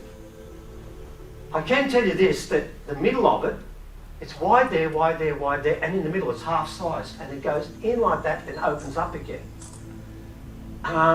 They've seen other ones like this in Papua New Guinea, but nothing like this. It seems to be spinning around something. We're not sure what it's meant to be, nor do we know how they made it. But there's nothing like it anywhere in that country. Those things can't be made with rock on rock. They are made by some sort of technology that is way more advanced than that. Now we're going to keep pushing our technology a bit further until it gets bigger and bigger, I hope. What's next then? Oh, great. Excellent. Right. We've done little rocks. I've done medium-sized rocks. But if I'm going to get this story right, I've got to give you megaliths. I've got to give you massive rocks to prove my full story, that everything was going on here. And of course there are. There are 3 sites in this country that have amazing rock work. Anyone been to South America and seen the rocks in South America where you can't put a cigarette paper through them? Well, you're going to see some here. If you haven't been to South America, don't bother. We've got them here. We've got all that stuff here. Let's put up 3 in a site first and we'll do that one first. Right. You want megaliths? We'll give you one now. This is up near a place called Gympie, where the Gympie Pyramid can be found, but I'm not telling you where this one is because I'm not allowed to. This goes for 40 odd metres. They are rocks that have been on top of rocks, on top of rocks. You see that section now? That's indented. 10 centimetres in on this side, 10 centimetres on this side. They run all the way along there. And by the way, when I'm showing you that rock is from about here to there. These aren't small rocks. We've got a person next up to show you what they're like. This is big. 40 metres long. There would be about 40, 50 of those stacked on top. Some are 6 high. Nature doesn't do this. Nature doesn't do this. We'll show you some cuts as we go along. Okay, now to give you some perspective. By the way, that's not the amazing part. The amazing part is just coming up next. That gives you a better idea. When I said they're a fair size, there's 2 people, me and Trina, and that's the size we're dealing with. See that thing there? That fell from up here. But I want you to watch something else. The amazing part of this, the stuff that's blown me away is coming up next. That is a rock that sits in the creek. That is the main flat rock. What is that? I can tell you this. It doesn't belong to that because it comes out past there and a piece that was in there fell away. It doesn't belong to that. And we went round the other side, the gap is the same. That piece of rock, it's inside perfectly, those 2. We believe it was cut in place. How do you do that? The answer is I haven't got a clue. But you go to the other side there and you'll see exactly the same thing. That does not belong to there and it doesn't belong to there.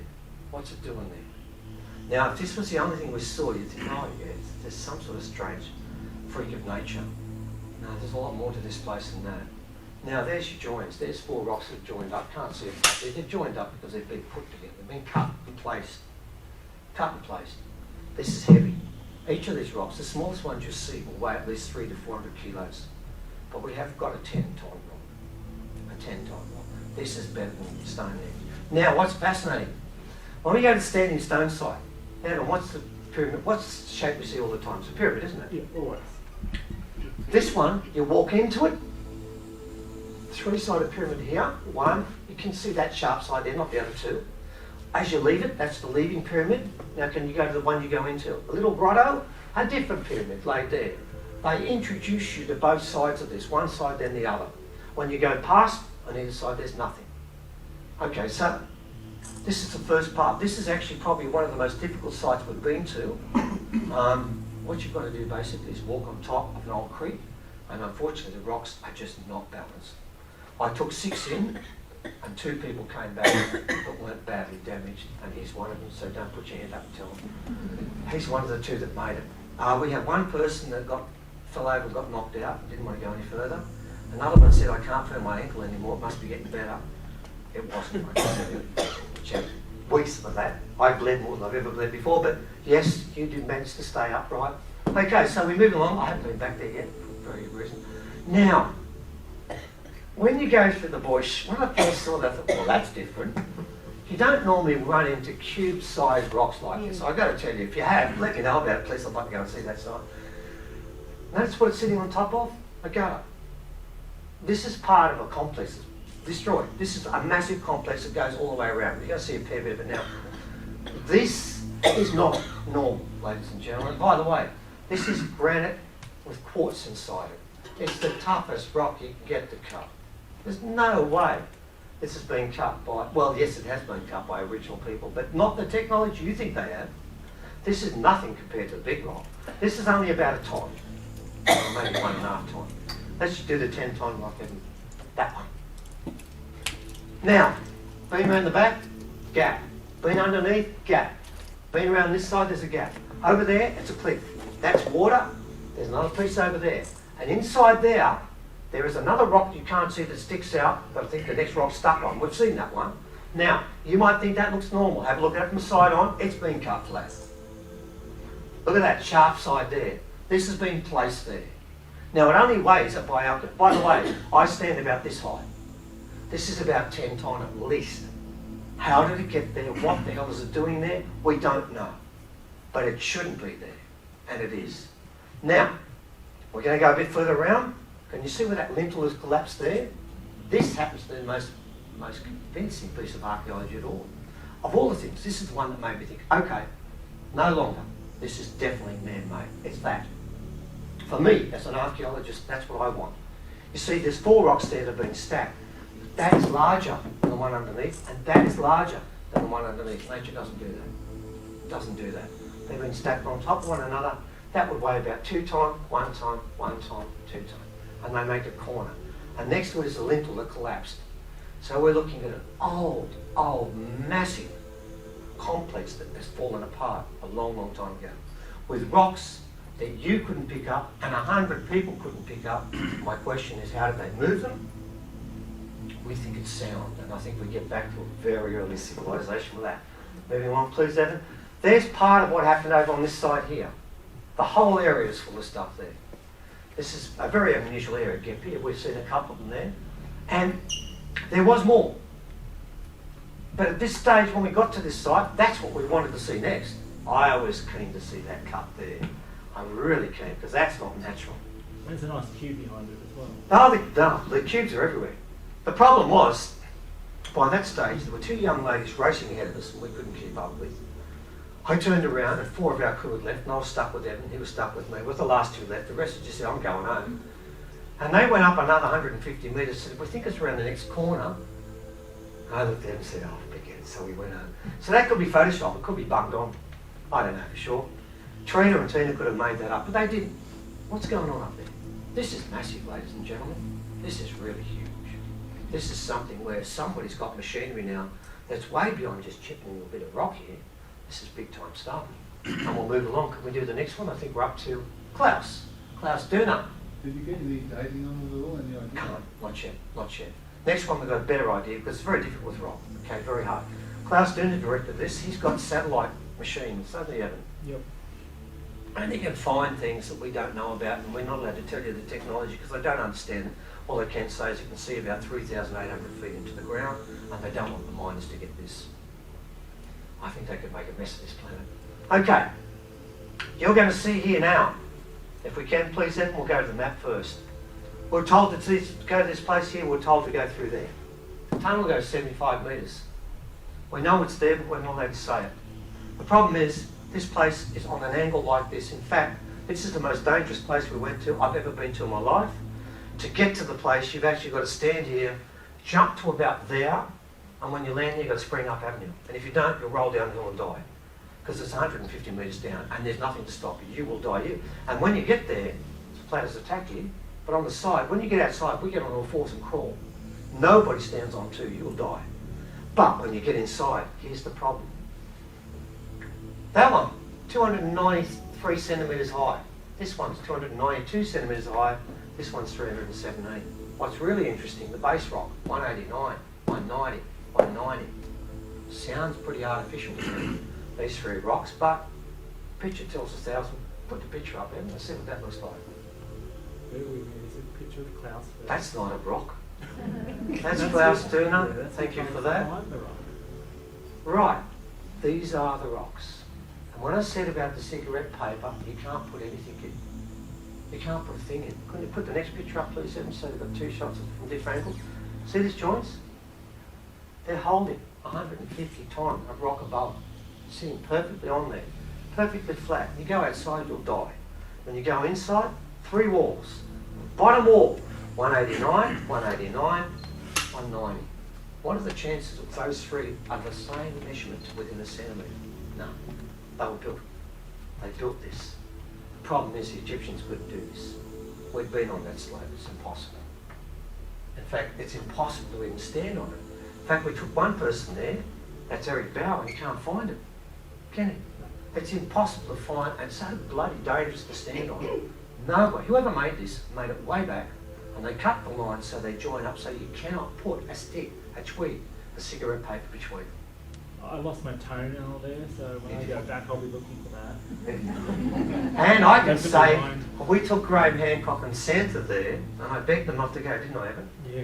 And I took them there, and guess where they went next? Santa was in hospital all the next day. We thought she might have died, and I might have killed her. I could have gone down in folklore as the person who killed Graham Hancock's wife. And now we're thinking of taking an 80-year-old, Eric Von Daniken there. He's not going to that one, Evan, I can tell you that. He'll die. Now, ladies and gentlemen, well, you're going to tell me what's going on here. Well, how can that is just out of South America. If you went to South America, and Graham said the same thing, he said, my God. And he told me the place is the same sort of rocks. I said, no, this is Australia, mate. That's where they learn from. Now, what I want to do now is the last place we went to, and we've still got time, we're getting close, we have to cover one bit. We're coming down to Gosford now. The second place that Eric Von Daniken wants to go to is Gosford. And the first thing I want to do is get our bearings when we go to Gosford. And could you put our bearings up, please, Evan?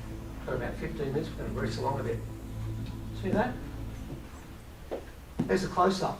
Can you see the chisel marks? No. They don't use chisels in the old days. When they want to mark rocks, they've got better ways of doing it. This is a compass. Found it, middle of nowhere, nothing near it.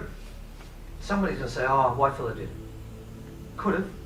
But they got someone from Newcastle Uni to look at this. You know what they said? We can't do this today. We can do it in a laboratory, but we can't do it on field. We couldn't do what's there. He thinks that's laser cut, but he won't say it. We can't use his name. No way. There's no chisel mark there. And here's the trick. Guess what? See the north? It's wrong. If someone came and did this, they've got technology, and no one on the planet's got, but they can't read a compass. North is 15 degrees east of where it is. It's in the wrong spot. So that means someone, if it's a white fella, it's got something no one on the planet can do. Went to the bush, did it, but couldn't read a compass. Or, this was done when North was in a completely different position. I think I know which one it is. Why the compasses? Why are they obsessed with direction all the time? Move on, please, Evan. We're running out of time. We have to finish at 9:30. We have to. Okay. I'm going to skip Look, this is the healing table, which was supposed to be before all of that, Evan. We're supposed to go down to Gosford Singers. You sent me back up to Gympie. Very quickly, we're racing along. No, look, we'll skip that one. We're not going to have time. Okay, look, all I want to say about that place, at the Gympie healing table, that's a sandstone rock. See that? That's a magnet. The gentleman held the magnet and put the rock like that, flew across and hit it. Sandstone is not magnetised. It's not magnetised, but it is. That is, and this one rock here, only the crust is magnetised. You put the magnet on that, it'll fall off. Why is that? There's something wrong at Gympie, something way wrong. This was found there too, but he could have done that. He could have bunged it on, but you can't bung on the two rocks because no one in the planet can magnetise sandstone.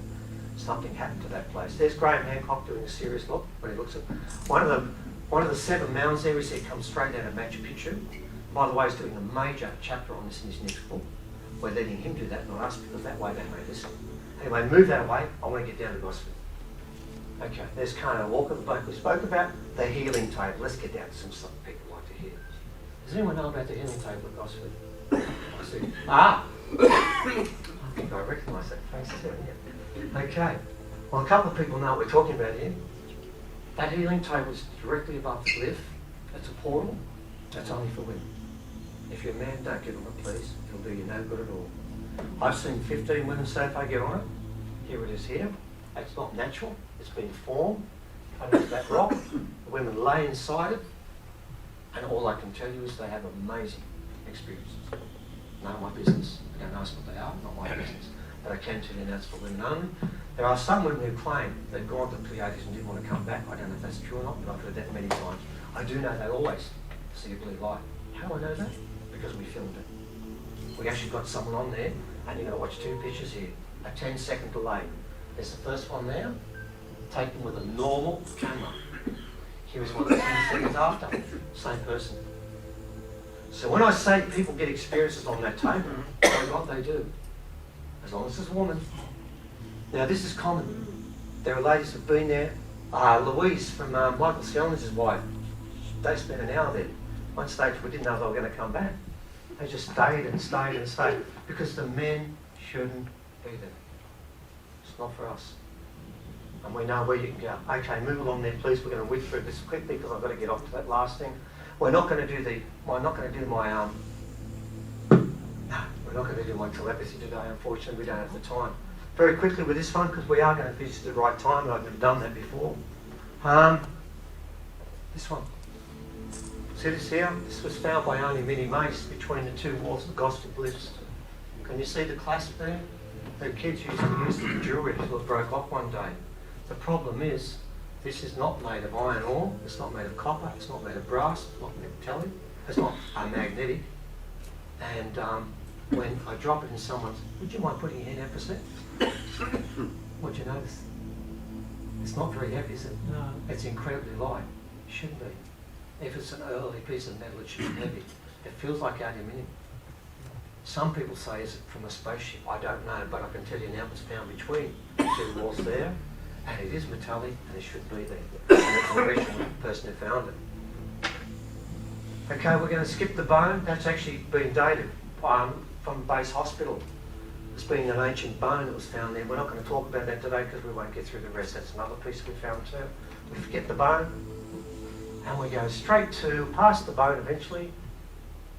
Right, star markers. Right, directly above the Gosford Glyphs, there are star markers. In fact, there are 4,500. It's the largest star marker platforms in the world. There's one platform we're walking on, there's 800 star markers on it. But directly above the glyphs is a star marker chap. Could you please get it up, please, Evan? There it is now. Right next to the healing table. And it was dated at 4,600 years old. Do you know how old the Proto-Egyptian that's supposed to be on the fourth wall at the Karen Glyphs is supposed to be? 4,600 years old. That's when Proto-Egyptian began. We all know that. This map, dated by Sydney Uni and lost for 15 years. We only got it ourselves. We're the only people got this map. That was dated by Sydney Uni to be exactly the same date, and it's the closest star markers to the glyphs.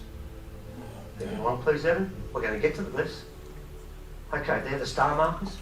There are thousands and thousands of these, always pointing up, always pointing up. Okay, keep going. They're in tessellations. We're going to miss that. That's part of the work we've done so far. And they've marked out the constellation of Pleiades and Orion. We've got that up already. That's there. Has to be part of their story. Moving along, please, then. We're going to leave that. And we are the shafts. Right behind, we're nearly there. We're going to make it. Right behind, because the glyphs has this, the shaft. And the shaft is a battle. Are you going to put it up? Is that part of the battle too, Evan? Between us, because we keep taking, oh, no we don't. Somebody must keep taking tons of rocks out. They take it out, we take pictures like that, and then National Parks and Wildlife fills it up again. That is the shaft directly behind the glyphs. There's 2 pictures of that, we're going to put them both up, and then we'll tell you the official verdict, because there is one. National Parks and Wildlife have told us what that's caused by. They didn't insult my and your intelligence by saying it was natural, as they normally do. They gave it a name, and they told us who did it. It wasn't done by Egyptians, but it was done by Vandals. And by the way, if you think I'm joking, that is the official line. If you ask them, I'll tell you, this was done by Vandals. I asked them if they could find the Vandals and do some work on my place, because they cleaned all of them doing that when they finished, and they didn't tag it. How's that for deadly work? No tagging, cleaned up, done by Vandals. And the best part is, National Parks and Wildlife keep filling it up. Who's behaving like a vandal? They don't know. Because they don't want you to look at that. Because it tells you something. Who's doing this? What's going on there? Next one, please, Evan. I think we're nearly there. Yep. We're going to take you in the last 5 minutes to the glyphs, and I'm going to show you something to finish this story up. We had to race through to make a complete collusion here. Let's go through it. First of all, if you haven't seen the glyphs, there's 300 of them. This is what they look like. Been cut into the walls. I'm not going to go into a lot of detail about the whole story, but I'm going to tell you this. According to David Fitzgerald, who was the National Parks and Wildlife Sites Officer at the time, an Aboriginal man, descended from Pemulwuy, this is illegitimate. There was a roof above the top that collapsed in 1960, it was sealed off. When he was taken there, he had to bribe National Parks and Wildlife to get there, and was taken there in 1978. By the way, National Parks and Wildlife will tell you they didn't get there to 1983. They're lying. They were there in 78. He cleaned it out. He cleaned it out. And there was tons of rubbish there. It took 6 men 3 days to clear out. There's another story about someone walking there in 1975 when it was all cleared. And they did all this, what was it called? A deranged check, wasn't it? He was crazy. He was retarded or something. They said he was deranged, but he did this in his spare time. The problem was, David Fitzgerald was there 3 years later, moving out what they said was 20, 30 years of debris. From the time the roof fell over, this happened. Arnie Bev Spears said the women would go up there each year and cover this with women's urine to keep it fresh. I've had the elders tell me this is legitimate. End of story. Now, keep going please. What's interesting is we think there's 2 stories there. That wall back there is all Egyptian. This is the second wall. And we believe this wall tells a different story. It starts with that symbol there. Laird Scranton is working on the Dogon. He's told us what that is. That says Marquis. It has 3 meanings. First man, black man, serpent. Gee, that fits nicely here, doesn't it? See that symbol there? Dogon. Do you know what that stands for in Dogon? According to Laird Scranton. DNA double helix. Watch what happens with that DNA double helix. 1, 2, 3. Look what happens. It grows. It gets born. There should be hands in that one. That wasn't drawn. And this one has the pyramids in there. That means, this one means the seed of life. There is something being split in half, like a gene being split in half. That's the Father. This one here is a sign of God, sacred. Now here's the interesting one up here. That's 3 symbols. Ship, island, crystal. We believe it's a crystal spaceship. Uncle Reuben Kelly spoke about a crystal spaceship that came to Earth and shattered. We believe this is a story about a crystallized spaceship that came here and came here to create something, because we've got that in the other narrative elsewhere when it tells us they came here to make us. We think that's a laboratory. We think that's a story of the creation of humanity. That's the second part of that wall. We believe there's 2 stories there. The Egyptian story up here, that's on the first wall, which has got a roof above it, Yes, The creation, this is the Anunnaki people. yes, it's part of this story here that runs all the way across here. This goes all the way across. But, ladies and gentlemen, show them the most common particular glyph on the two panels there, please. Can you find it, please? Not that one. Not that one. Because we're finishing up in 5 minutes, 7. Keep going. There's that piece I was talking about, the man that begins with, and it's coming up next. No, it's not. Oh, you just sensed it. No, it's not. Oh, by the way, another set of glyphs found a long way away. Story is one fate, one set of glyphs. These are nowhere near there. Different set of glyphs. We know what that says, and that points back to the actual. That word there means back shaft, and that's where the back shaft we showed you before was. It tells you someone was buried there. Now keep going. There's Michael and Louise. They love that sign. That's what comes out of the wall when you take a picture. And where is it? Coming. Where? Next. Praise the Lord, it's there. Right, there are 8 of them. Let's finish with this. Got a couple of minutes to go and I need to tell you a story. 5 legs. See the 5 big legs? 19 by 7.5 and the longest leg is 8.4. You're thinking, so what? There's 8 of them. That's the biggest one, most important one. Now, can you put up the next picture, please, Evan? See this one here? There are 1, 2, 3, 4, 5 legs and 5 small ones. Cone at the top. Put up the next picture, please, Evan. We'll take them through and show them what it means. Now, ladies and gentlemen, here is the original. This is 5 k's away from that one. Now watch what happens. This one here, the original one was 19. 109 multiplied by 10. There it is there. That's 19. It's 190 across there. Now this is what happens here. It's 7.5 this way. You double 7.5, you get 100. You get that far. That's 75. You go the full way up. If you do this by 20, you will get 7.5 will take you to 150. If you do this by 10, you'll get 19 to 190. Now here's the interesting part. The longest arm is 8.4. If you double 8.4, you get 16.8. Multiplied by 10, you get 168. So if I multiply that leg by 20, I'll get that number. If I multiply that by 20, I will get that number. If I multiply that by 10, I will get that number. Exactly down to the centimetre. What are the chances? And the reason why I doubled is because this is a 2-story spaceship. It's the mothership. And I know it's the mothership, and I'll tell you why. Then we're going to finish with that story. Therefore, I decided I'll make this twice as high.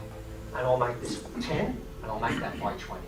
If I multiply that by 10 and that by 20, I can get the exact copy.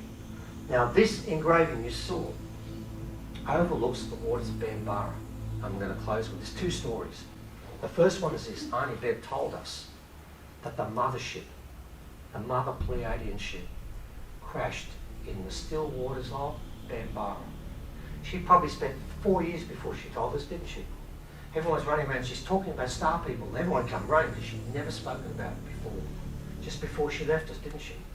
She told us it crashed in the waters of Bambara. Now what's fascinating is this.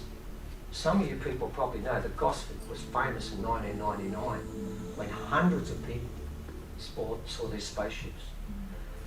The one that went atop Bambara, they spoke about the fact, the one that went above the still waters of Bambara, that you would have seen from there, had 5 legs that were sucking out water. 1, 2, 3, 4, 5. This particular engraving, somebody said to us, it's a whale. We got slammed, didn't we, Evan? Oh, it's a whale. As you can see, that's an engraving of a whale. That's what whales look like. We saw plenty of engravings of whales, and you know what they look like?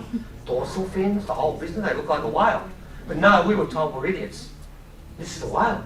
Because a white fella came in 1890 with a clip and asked the black fella, what is that? He said, oh, white fella, it's a whale. Okay, they're all whales. Got a phone call from Minnie Mace.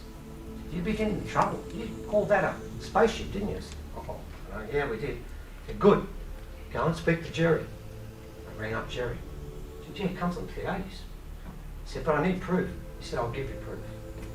Got a $50 note there, with you? Pull one out. Because I'll make this on the $50 note as our proof.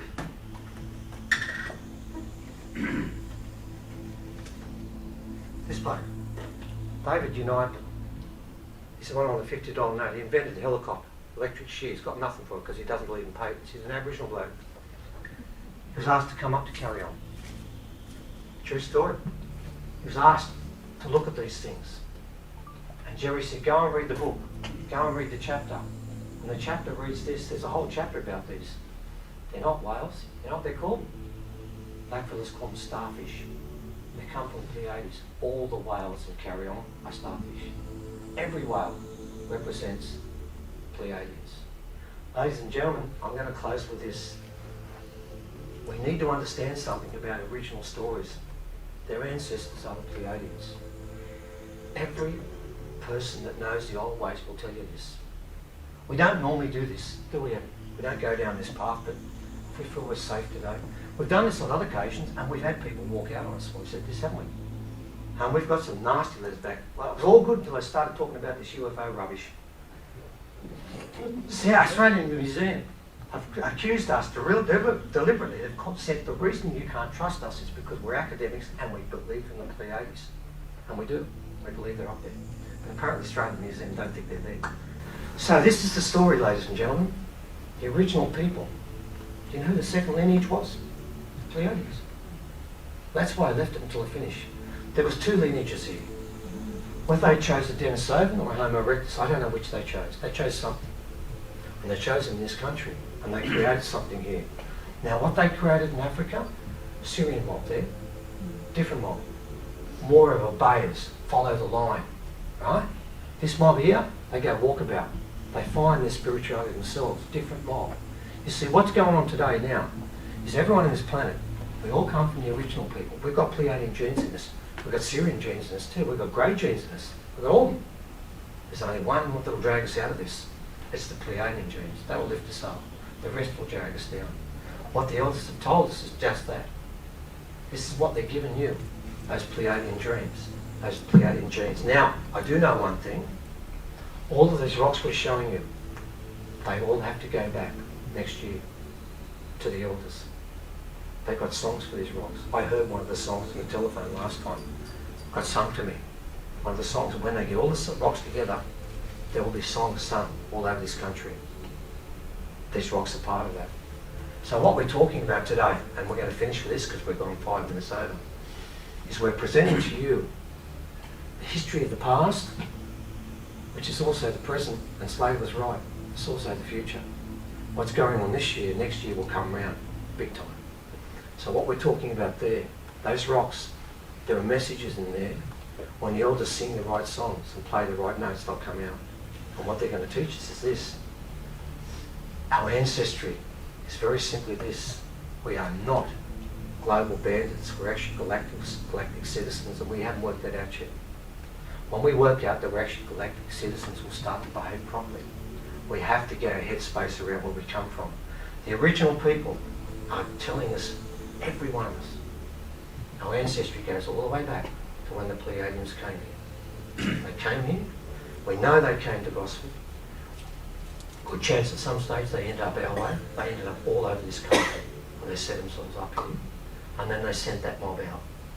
They sent that mob out and they sent their genes out for a time when that would start to kick in again. And we believe these are the days when those genes will come in. So yes, it is an original story, but without a doubt, the story doesn't start here. Remember, they kept talking. They came from a light far off. That light far off, is the Seven Sisters, Pleiades.